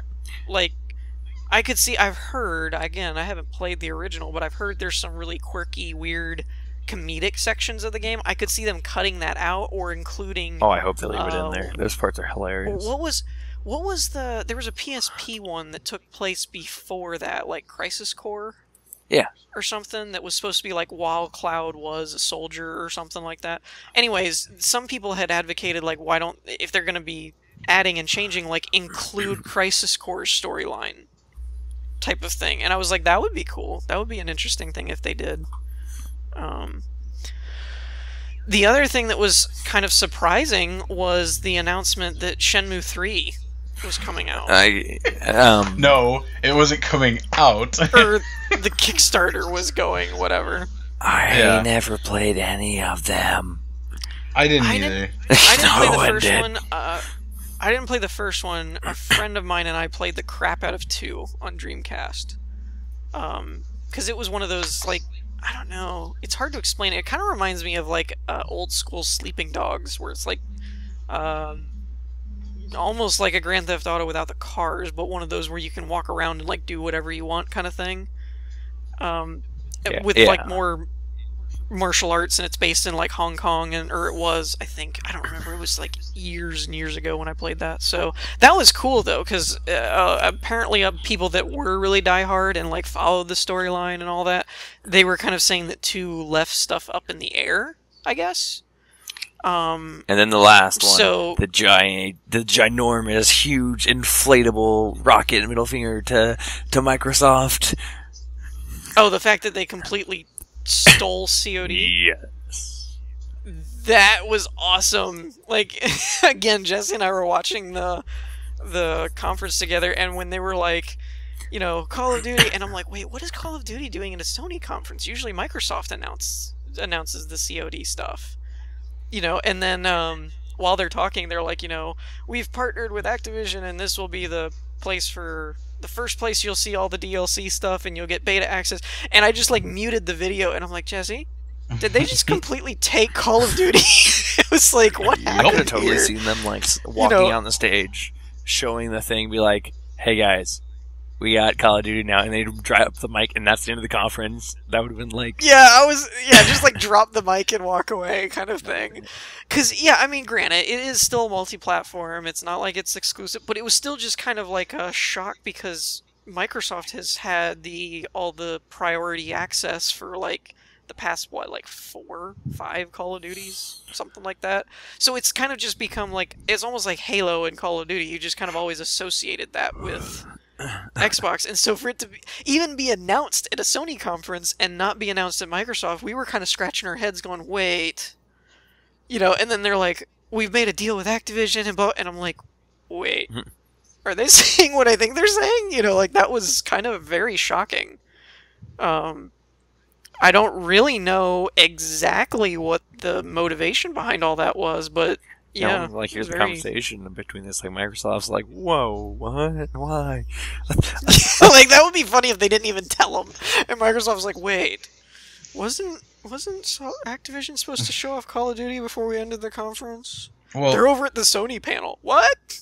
Like." Well, they've been pretty community driven, whereas Microsoft has fallen off of off of that. Obviously, Microsoft has had to do some reputation fixing or repair. Yeah, so since the Xbox One announcements and everything. I think it was a good call for them to move over to Sony. It makes sense business-wise. It was just surprising because I had heard no rumors or tremors or anything about that, and it was just like, oh yeah, by the way. Yeah. Okay. Why? Uncharted 4. Yeah, Uncharted 4 and their failed attempt at starting off a game right. It's what did I call it, Jesse, when we were watching it? Standing Simulator 2015? Yeah. It was like, alright, we're going to show you gameplay.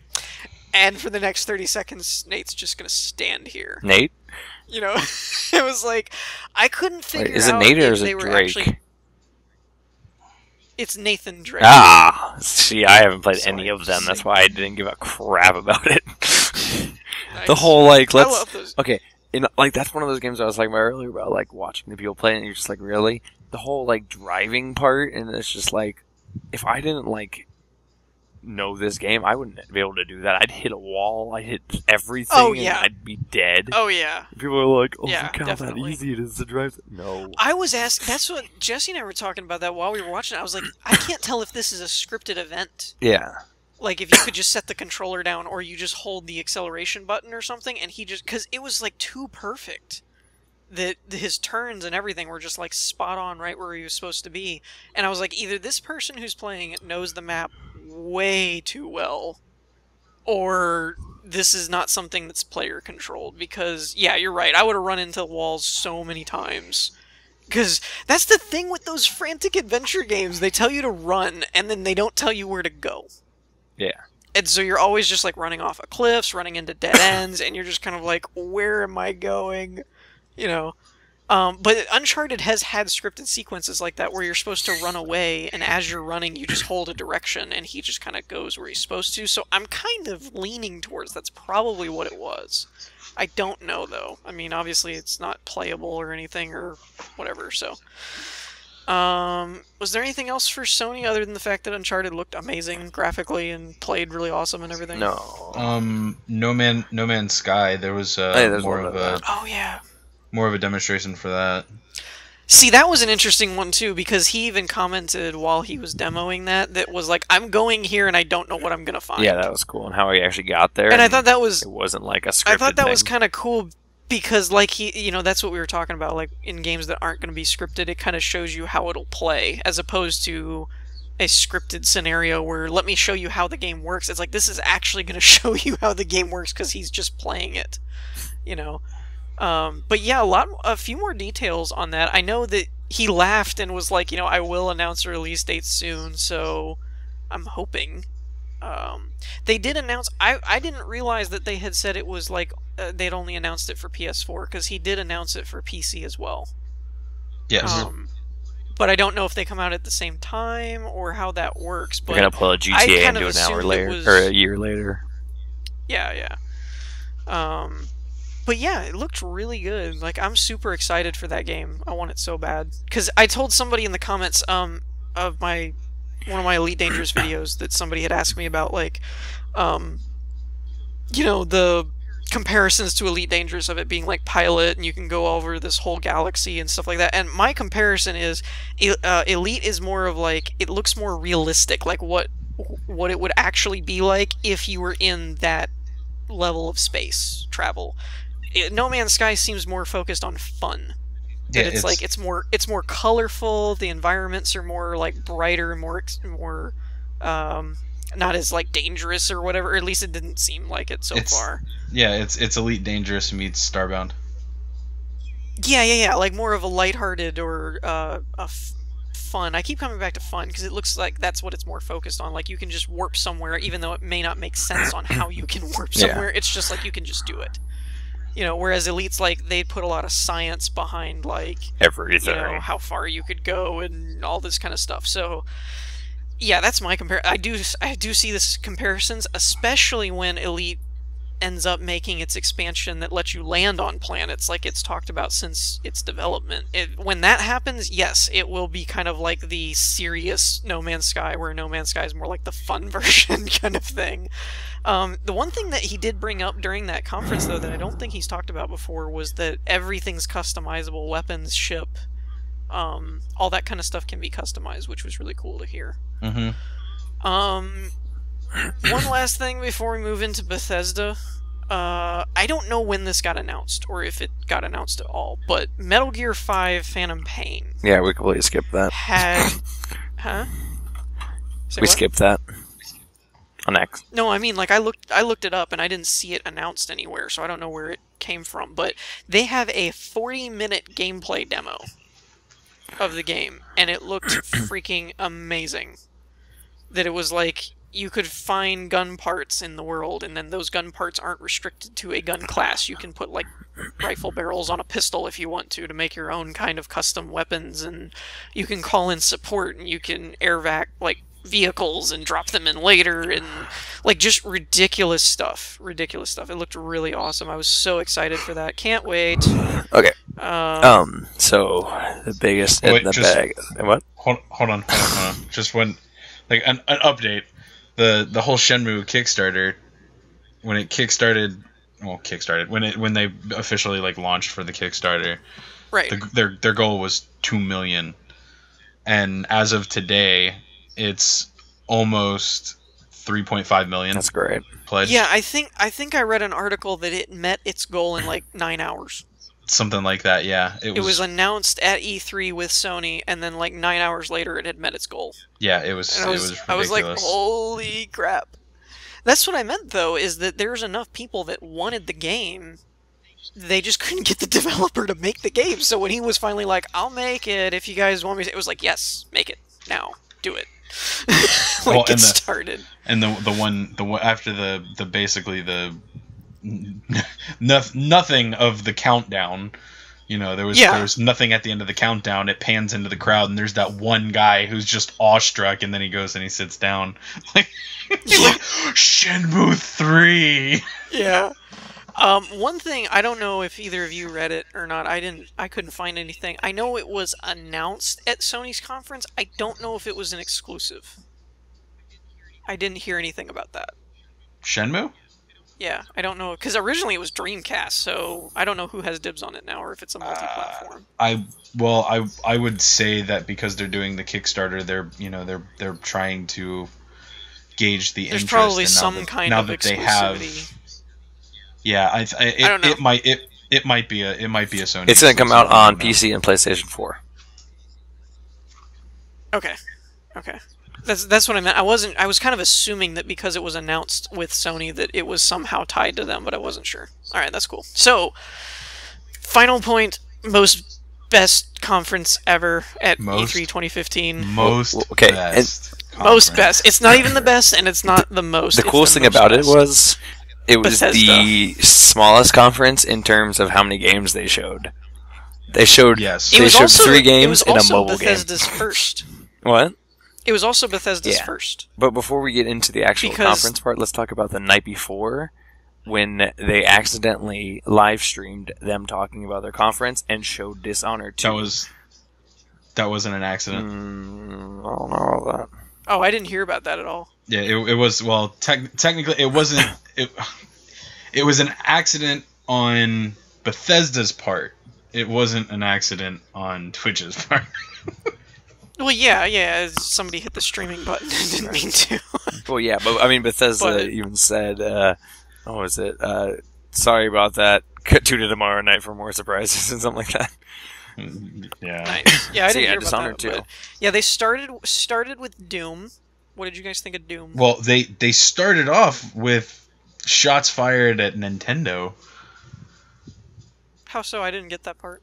I mean, I didn't notice it. I didn't write down his name, but the global VP of PR and marketing, he came out and he was, basically introducing the whole thing, and where they were at, the theater that they were at, how it's cool to be there because people have received awards in that, right? But they were going to have a better time without statues. Oh yeah. Oh, see, I was thinking he meant like actors and stuff, because I thought that was one of the auditoriums they use for like Oscars or something. Yeah, that's what he was talking about. That's what he was talking about. But it was a shot to Nintendo with the amiibos. Oh, I didn't. Yeah, he came out. They showed their little trailer about how we are Bethesda. Right, and then they went into Doom, which actually looked really good. I would probably get it and play it. I would probably get it. I mean, I've never been a Doom fan in particular. I mean, I played the old one like forever There's ago. There's a cool picture I saw, because I love Doom. That's such a fun game, in my opinion, just running around shooting things and finding like secret walls and stuff. They took... Yeah, that's what... It's kind of like the... That was the era when everything was that way. They took the screenshot from like one of the trailers. Like, and they recolored it to match the original Doom colors, and it's like spot on. Like, it looks like an old Doom game if you were to take the vibrant colors. Well, here's the thing. I don't know if you guys noticed it or not, but when they were doing their like We're Bethesda show trailer thing, I didn't realize how many companies Bethesda owned. That Bethesda GameWorks. Like, I knew they had like ZeniMax Online because that's who does Elder Scrolls Online and yada yada yada. But I didn't know that like Arcane was a different company for Dishonored. I thought that was under Bethesda Studios. And then it was like id. I didn't know that they bought id. I thought they bought Fallout from id. So that was surprising. You know, so they just, when they were showing everything off, I was like, dang, they own like so many companies. But yeah, Doom looked really good. I was impressed. I think with it's Doom. like 30. Especially that snap map. Yeah, the snap map thing is pretty awesome. That snap map thing blew me away. I was like, that's awesome. It reminded me of, did either of you play Time Splitters? No. It reminded me of the old Time Splitters that had a map editor on it on like PS2. But yeah, that's another game I wish somebody would make. I don't even care if it's the same developer, just someone make another Time Splitters. Like the game just flows with itself is so cool. Like the Doom game. Yeah, well, if you're the bigger Doom fan, then what did you think of it? It was beautiful. I think it was great. Yeah. Like, it's so good. Like the way that. I mean, it's probably not the same developer people, but it is being made by the same company, so that's probably a step in the right direction. And was the next one Battle Cry? What? Was that the next thing they announced? We're not talking about that. Yeah. That looked weird. It's basically it's another Team Fortress. Oh, yeah. Yeah, that was like the only low point to me for the whole conference thing, was just kind of like, I don't really know that that's anything interesting. Let's just move on. Dishonored 2. Yeah, the first one, I never actually finished it. I am in the same boat. I played like a quarter of it, and it wasn't because I didn't like it. It was just like I had it on GameFly, and something else was coming out that I wanted to play more, that I knew I was like, I want to play this. And so I ended up sending it back or something. But I have it from PlayStation Plus. It was free at one point, and then I also got it on Steam at one point when it was like they were doing a free, or somebody was giving it away, free Steam codes. And so I have it on like 2 different platforms, and I just never sat down and played it. But I have enjoyed it when I did play it. It was good. 2 does look good, but even though it wasn't gameplay or anything, it was a trailer. Yeah, but I think it's cool because it brings back, because I never played a minute of Dishonored, but I watched a full playthrough. And like now it's been without spoiling anything. Have you seen the end? Okay, it's been so long that I don't actually remember all of the game. Because I know I've watched it all, but the way they played out the trailer, when he picks up the mask that was like the cover of the first game, it's like what the main guy's wearing. When he picks up the mask, he says something about old friends, and everyone started freaking out. So I don't know how the first game ended, but I'm assuming that has some kind of weight to it, that like maybe it looked like the main guy died or something, and then like, oh wait, he might not be dead, type of thing. Well, yeah, spoiler alert, that was the main character from the first one. The mask, or the guy picking it up. The guy picking up the mask. That's him. Oh, see, I never saw his face, so I didn't know what he looked like. Yeah, it's him. Oh, okay. So it is basically like that, for whatever reason, however they ended the first one, that the main guy is going to be in it. to some capacity. Yeah, I don't. Because everyone freaked out at that point, and I was like, that's got to be some kind of big plot twist. Yeah, I don't know how much he's going to be active in it, because obviously you've got crap. I didn't even write down her name. I can't remember her name. The new main character, the young girl. Yeah. Like she's obviously the main, but I don't know what type of I was a little confused by that, because I was thinking through the whole trailer that was the young girl in the first game that the main assassin guy was like trying to protect, but then he said the main announcer dude, the two guys, which they were a little interesting. Yeah. They said it was like a new character, and I was like, oh, okay, then I don't know who that is, basically. But it's something about like I don't know. I don't know enough about the story of the first one to accurately talk about the story of the second one, but it looked good. Like what they played, it looked cool. Some of the gadgets, the time grenades and power shadow stuff she could do, like it looked really awesome. Those two announcer guys though, they seemed really nervous or something. Yeah. Cuz the French guy definitely was. The one guy like could not control his breathing at all. Yeah. That just, it was something I picked up on that was just kind of bothering me, that he just kept like, as he was talking, he was like, and I'm like, dude, take a breath. It was like, just chill out. And then like the other guy kept fidgeting with his fingernails and stuff, and it was like, what are you guys doing? Unlike Ton Howard, who knows how to make a game and do a demo. Okay. Speaking of Todd Howard. Can we not hold on? Can we not talk about ESO, but talk about the fact that Elder Scrolls has their card game finally coming out? What, card games? Yeah, Elder Scrolls card games. Uh-huh. Yeah, card games. More card games. Card games. More card games. That's all I want in the world. That's what anyone needs. Card games. Like they're finally bringing it out after going after Mojang. Yeah. About Scrolls. Yeah. Yeah. Which, did anyone ever play Scrolls? Nope. Now I'm starting to see why they wanted to get rid of the Scrolls thing. They're like, we're going to make our own card game down the road. I don't know. I was excited for it because it seems like a fun game for like just on your phone, just if they burn on your phone. You know, at the same time, it was like, we're announcing a new Elder Scrolls. You know, they got about that far, and I'm like, card game. Oh. You know, I was like, the only way this would be any better with Fallout and everything is if they said Elder Scrolls 6 was coming out. I would just be like, but, you know, that is something after seeing all the new stuff coming from Fallout 3, because you have to remember, New Vegas was done by Obsidian. That Bethesda just published New Vegas. They didn't develop it. So I kind of like it. All the changes from Fallout 3 to Fallout 4. Yeah. Like, to see that big of a gap in terms of the game, how it looks, how it runs, all the things you can do. I was so excited. Don't get me wrong. I can't wait for November. I'm going to be so broke. It's not even funny. And I'm just going to invest hours into that game. But at the end of the conference, when they wrapped up Fallout and they're, like, leaving, I couldn't help but sit there and be like, but what would they do with an Elder Scrolls 6?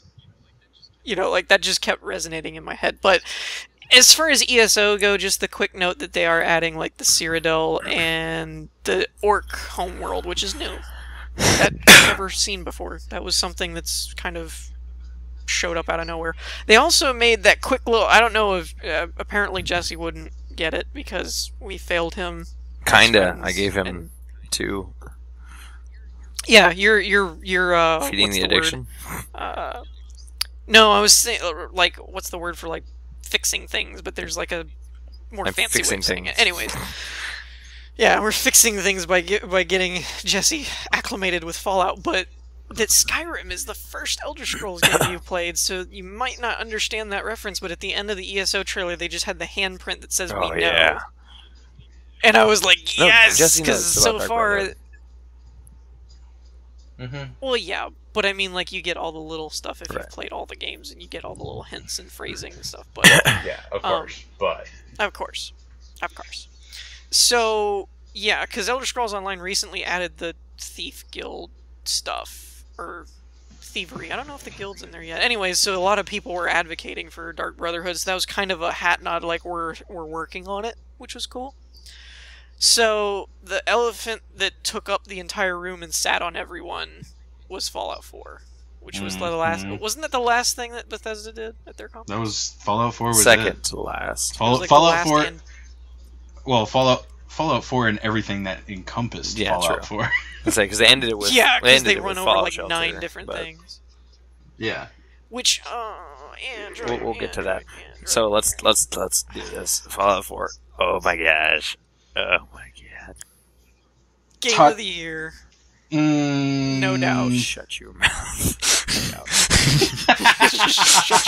If you it's like, you know, everyone's entitled to their own opinion unless you disagree. If you disagree, just I only did it because I knew you guys would react to it. What do you think about how you guys watched the whole? We were all watching. Okay, I have to explain something though before we get too far into it.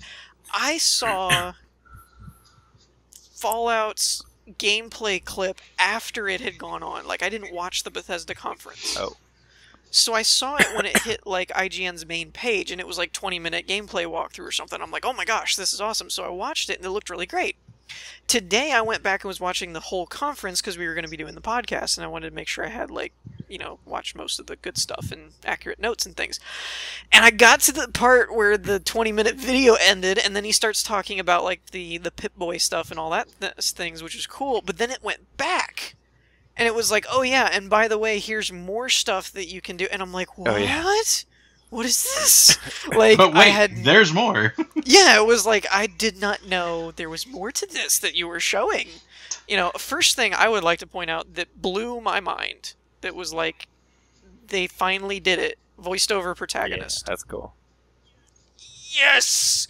I was just talking to Caden about that the other day, that BioWare spoiled me, that ever since Mass Effect, I hate the silent protagonist RPGs anymore. I love the interaction that you can do when it's like, you can just make them look different, but they just have voiced over dialogue. Yeah. And how they actually, if you, like, they recorded thousands of names for this too, so other...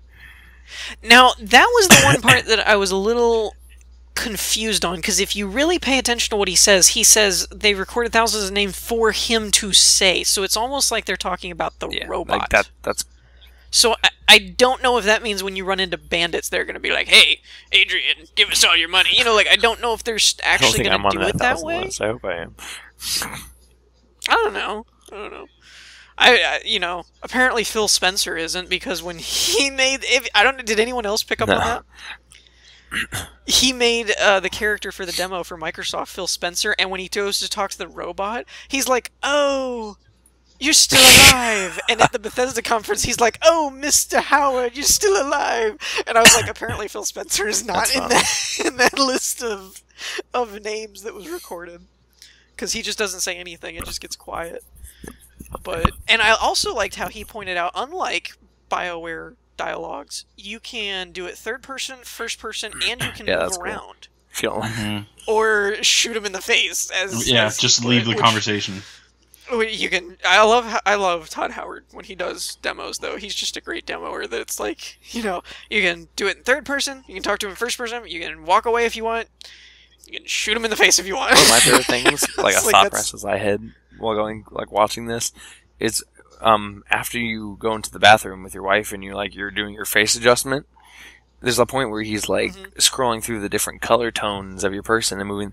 How is your wife reacting to seeing this? she's standing there looking at you in the mirror, just changing. Yeah, because she reacts to the beard. Why is my husband black and white? When he does the beard, it's like, what do you think? Should I do the beard? So it's like, what do you think? Should I go black? Should I be a white guy today? Should I be an old guy? That is true. It's like, I'm thinking young. Maybe I'll get rid of some of these wrinkles. But seriously though, that character creation, awesome. Like, all of the Bethesda games, Elder Scrolls, to me, Elder Scrolls and Fallout kind of go hand in hand. I don't specifically know if they use the same engine or if they're just... I think this is a new engine. A lot of the engine. No, I know that. I meant like when they build an Elder Scrolls and a Fallout, I don't know how much of the code is copied. because a lot of it, like movement animations or character creation, dialogue options, they all kind of play out the same way in both games. Lock picking is a great example. They're the exact same thing. They just do like different textures and stuff, but the gameplay works the same way. All of the Fallout Elder Scrolls games have always done those little sliders and stuff for character creation. So I was blown away when he starts like just pointing at the spots on the face and like the free movement tool, like the first of its kind. It's like, what? Yeah. That was awesome, and I didn't realize it until he brought it up, but it is the first Fallout game where you can make a female protagonist. Yeah, I didn't realize that for a long time. And no, customizing both. Wait, no, yeah, you could. I didn't Fallout New Vegas. You could in Fallout 3 too, because you're born in 3, and you could pick. I don't know where you just came from. So I don't. Well, there was an article that mentioned about that it was like, oh, this is the first time that happened, and now that you brought it up, I was like, no. Well, you guys are just terrible Fallout fans. I haven't played any of them, so I knew no better. Whoa. Slow your roll. What? I'm just saying. You better check yourself. I'm just saying. I'm just throwing it out there. You guys are horrible. So you get cool stuff. There's weapons mods, a new VAT system. One interesting point is you do start this game before That's Fallout. Cool. That's which is really interesting because mostly for two factors for me. One, you get to see pre-world, which is cool, like in-game, not just in a cutscene or something. But the other thing that makes it interesting is how are you alive for 200 some years?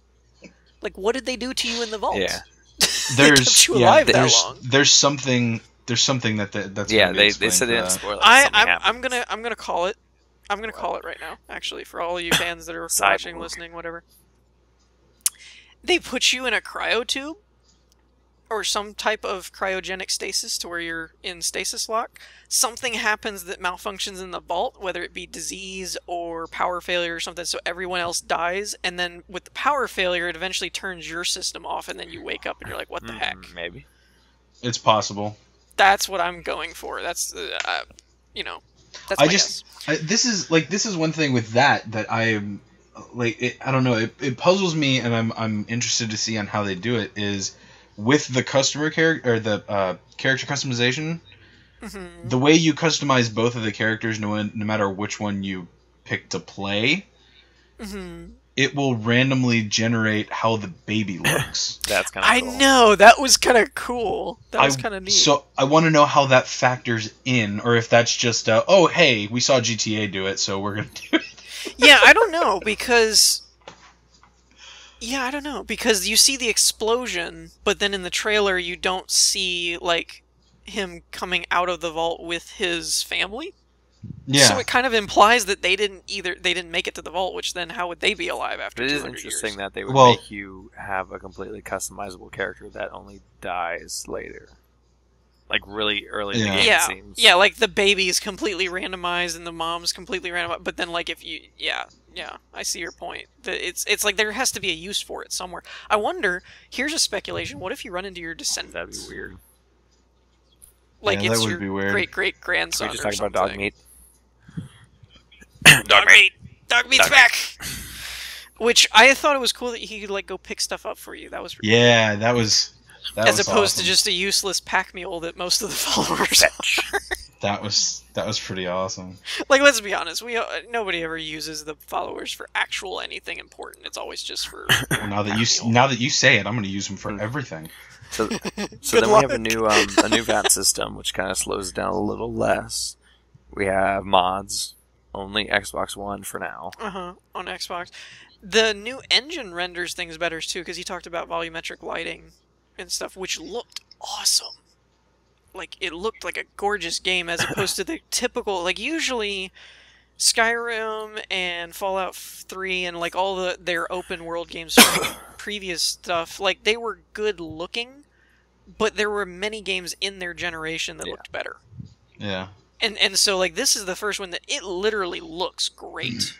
Well, I think one thing that I saw some people mention is about if Fallout 4 is going to be like loading simulator, like when you walk into a town, loading, walk into a building, loading, Like, because I saw that watching gameplay for New Vegas. Like, I've watched gameplay for it, and it's like Skyrim, where you walk into a building and it, right.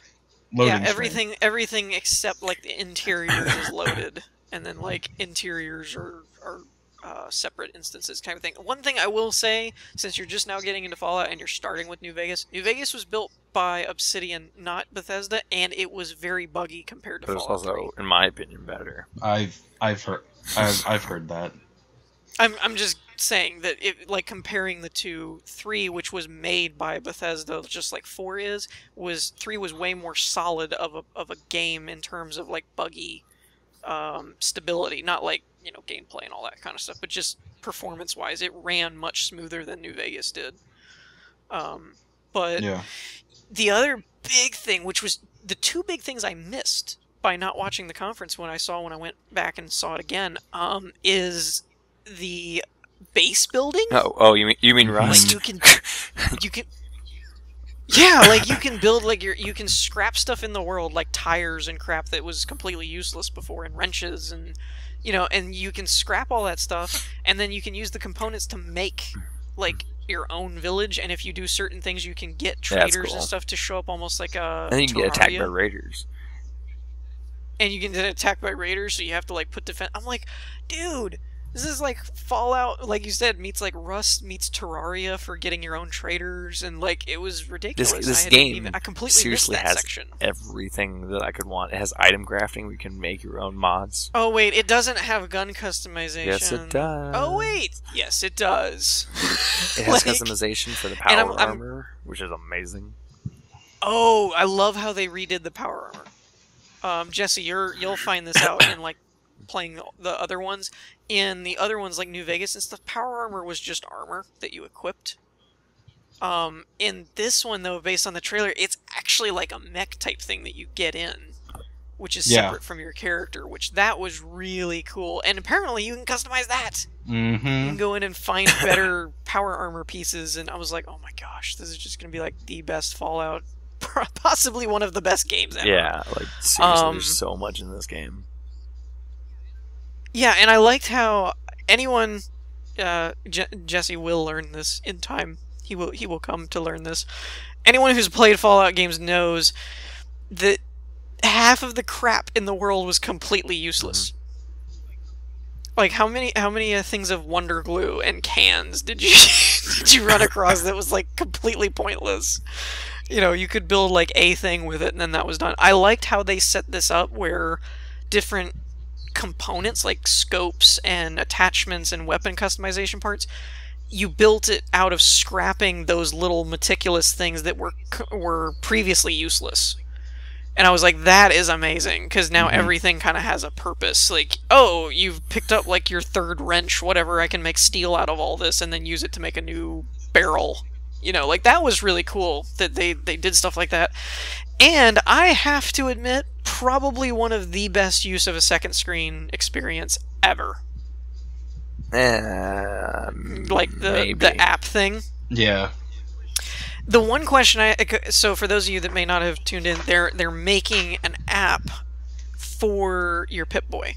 It's like touchscreen, runs on your tablet, phone, whatever, and you can basically run like your Pip-Boy like you would normally do in a Fallout game. And then they have that, like if you buy the collector's edition, it's like that sleeve for your arm, the but then you itself, slip you slip your phone in there and then it's like actually wearing a Pip-Boy on your wrist. My only thing that I had a question with is if you ran it on your second screen, could you do item management, stat management while playing, or is that like a pause thing? Like it makes it look like you can do it while you're playing. Because that would be really cool, like just to have your tablet or phone running your Pip-Boy, and then like you could just that is kind of cool, because I felt like sometimes when you were in the middle of a battle, it does break combat to look at your arm and switch weapons. Yeah, like Deathclaw is chasing you. Oh wait, let me look at my watch. The fact that Deathclaw's in this game is awesome. Dude, those Deathclaws were ridiculous. Like best iteration of those animals ever. And I hope that they actually can pick you up like that. Like, I hope that's like an animation thing. Yeah, like if they kill you, almost like Skyrim and Fallout have that like slow-mo death thing if you do like a critical hit in your HP solo. I hope that's the Deathclaw one where they'll just pick you up and impale you. Like that would be so cool. Something interesting I noticed is that I didn't see any NCR or Sieger's Legion in this game. I did see. I think that's because it's Boston, Steel, and that's the only like faction I saw. Maybe there's like new ones they're gonna meet or something, but that's the only like faction I saw. Yeah, because you remember Fallout 3 was in DC, and so you saw Brotherhood of Steel. I don't remember, was Brotherhood of Steel in New Vegas? I don't think they were. They were underground. They're like scarce though, like they weren't like a headquarters. Okay, so my logic here, I don't remember. I know people who had played the original Fallouts that were like old could probably tell, because I know it dealt more with Brotherhood of Steel and stuff in those older games. But I'm looking at it going, Vegas was out in Nevada, obviously in New Vegas, and the original 3 was in DC, and so if this one's in Boston, it's closer to where Fallout 3 took place. So it makes sense that like the power armor looked like Brotherhood of Steel and stuff, but you're probably not going to see like NCR and Caesar's Legion because that was over on the west side. Because I mean, so yeah, you'll probably either run into already established factions from Fallout 3 or just new ones, which would be cool. I would kind of advocate more for new ones. I think that would be more fun. So, oh, and then the last point would have been Fallout Shelter. Yeah. Mm-hmm. Which, to me, the first thing I thought of when they were doing the walkthrough of that was, this is what Space-Based DF9 should have been. Like, that's all I kept thinking was, like, this is how you do an actual, like, character simulator, or, not character, but, you know, like, the colony simulation type thing. It was like, this looks awesome.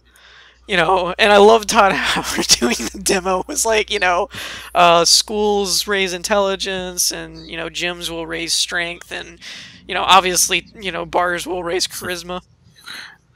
And then it was like, what was the other one when they talked about, like, you can have new people enter the vault, but obviously the easiest way is to, like, get kids, and then it's like the people just walk into the back room, and he's like, and, you know, they're happy when they leave the room.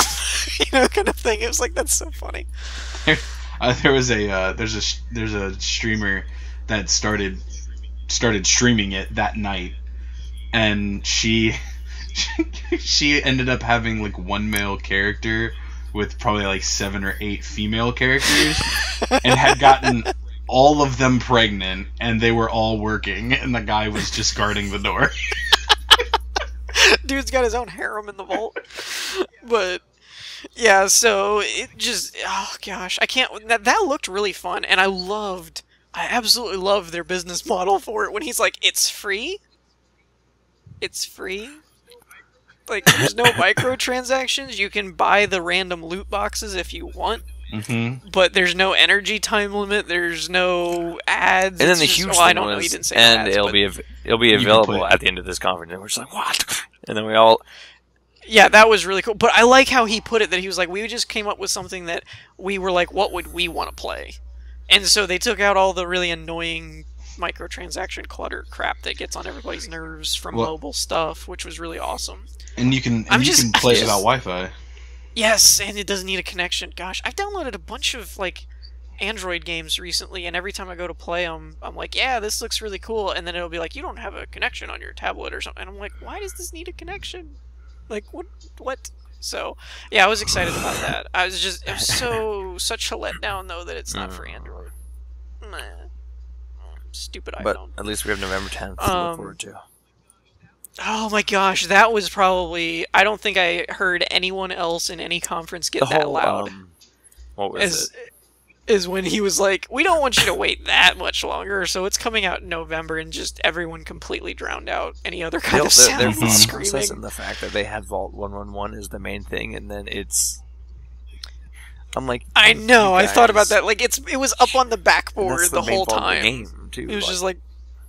Yeah, it was just Vault 111, and then it was like the ones just spread out, and it was like, oh yeah, by the way, you know. I'm going to go into a cryogenic sleep for 142 days till then. Yeah, some days I wish. So anyways, I think that about covers it all, though. So any other points? Bethesda basically won E3, right? Oh yeah, there's no Sony versus Microsoft. No, Bethesda won E3 by far. They took the cake. One last thing that's unrelated to E3. It's actually more related to the podcast that I was going to bring up. We're bringing this one back because hadn't done a podcast in a long time. I've got a lot more subscribers here on the channel now, and so I kind of wanted to try it again in E3 with all of this stuff, obviously, that we had to talk about. It seemed like the perfect time to try it again. If you guys really enjoy it, do let me know with likes and comments and such. We are debating on doing a live podcast maybe every week, every other week, something like that on Saturdays via Twitch, so that we can actually like interact with people and people can ask us questions or voice their thoughts while we're doing a podcast, and then we'll upload it to YouTube on Sundays. But I would kind of like to know if everybody would be interested in that, or should we not really bother, because it's like, this is cool for a special event or something, but not really something that we need every week. So would really appreciate you guys' feedback on that kind of stuff as to what you guys would want to see or not see for that. Actually, I guess it's here or not here, because it's a podcast. Wow. So, anyways, you guys have any other points that we missed? Go like and join the Steam group. Go donate to Patreon if you like us. Adrian's my PR person, apparently. Yeah, and please just say yes, you want more podcasts, and yes, you want live podcasts, because I have been dying to talk about Ark, and they're getting tired of me talking about it. Jesse's like, I don't even care if we do it for long times. I just want to do at least one more so I can talk about Ark. One other thing is, if there were any games we brought up, like Metal Gear, possible new Skyrim, or Elder Scrolls, Fallout, stuff like that, that we didn't go into as much in-depth, or you had ideas you want to talk about, let us know for the next podcast if we want to include that or something. Probably going to be marginally about Ark, just because I've got a certain someone over here just hammering me about that. And don't forget hashtag Dog Squad Season 2. No, I'm putting that everywhere. We're gonna have it coming. That it is coming. It is in development, but I don't want to put a release date on there or anything. No dates yet, because I don't want to pull a Last Guardian where we're gonna do it. Well, it'll be a while. We're gonna do it. It's gonna be a while. Yeah, no. First thing that's gonna happen is the spin-off one. We're gonna do that one first, which we're about ready to start recording it. So, and then we'll start working on actually producing Dog Squad Season 2. Dog Squad Season 2. Hashtag Dog Squad Season 2. Hashtag Dog Squad Season 2. Dog Squad Season 2. Confirmed November 10th, 2015. DGGS2. That should be you have to remember both G's, even though the one's silent. But yeah, so I think that'll about wrap things up, if no one has any other points to go over. Nope. We got it done, take boys. The silence as a nope.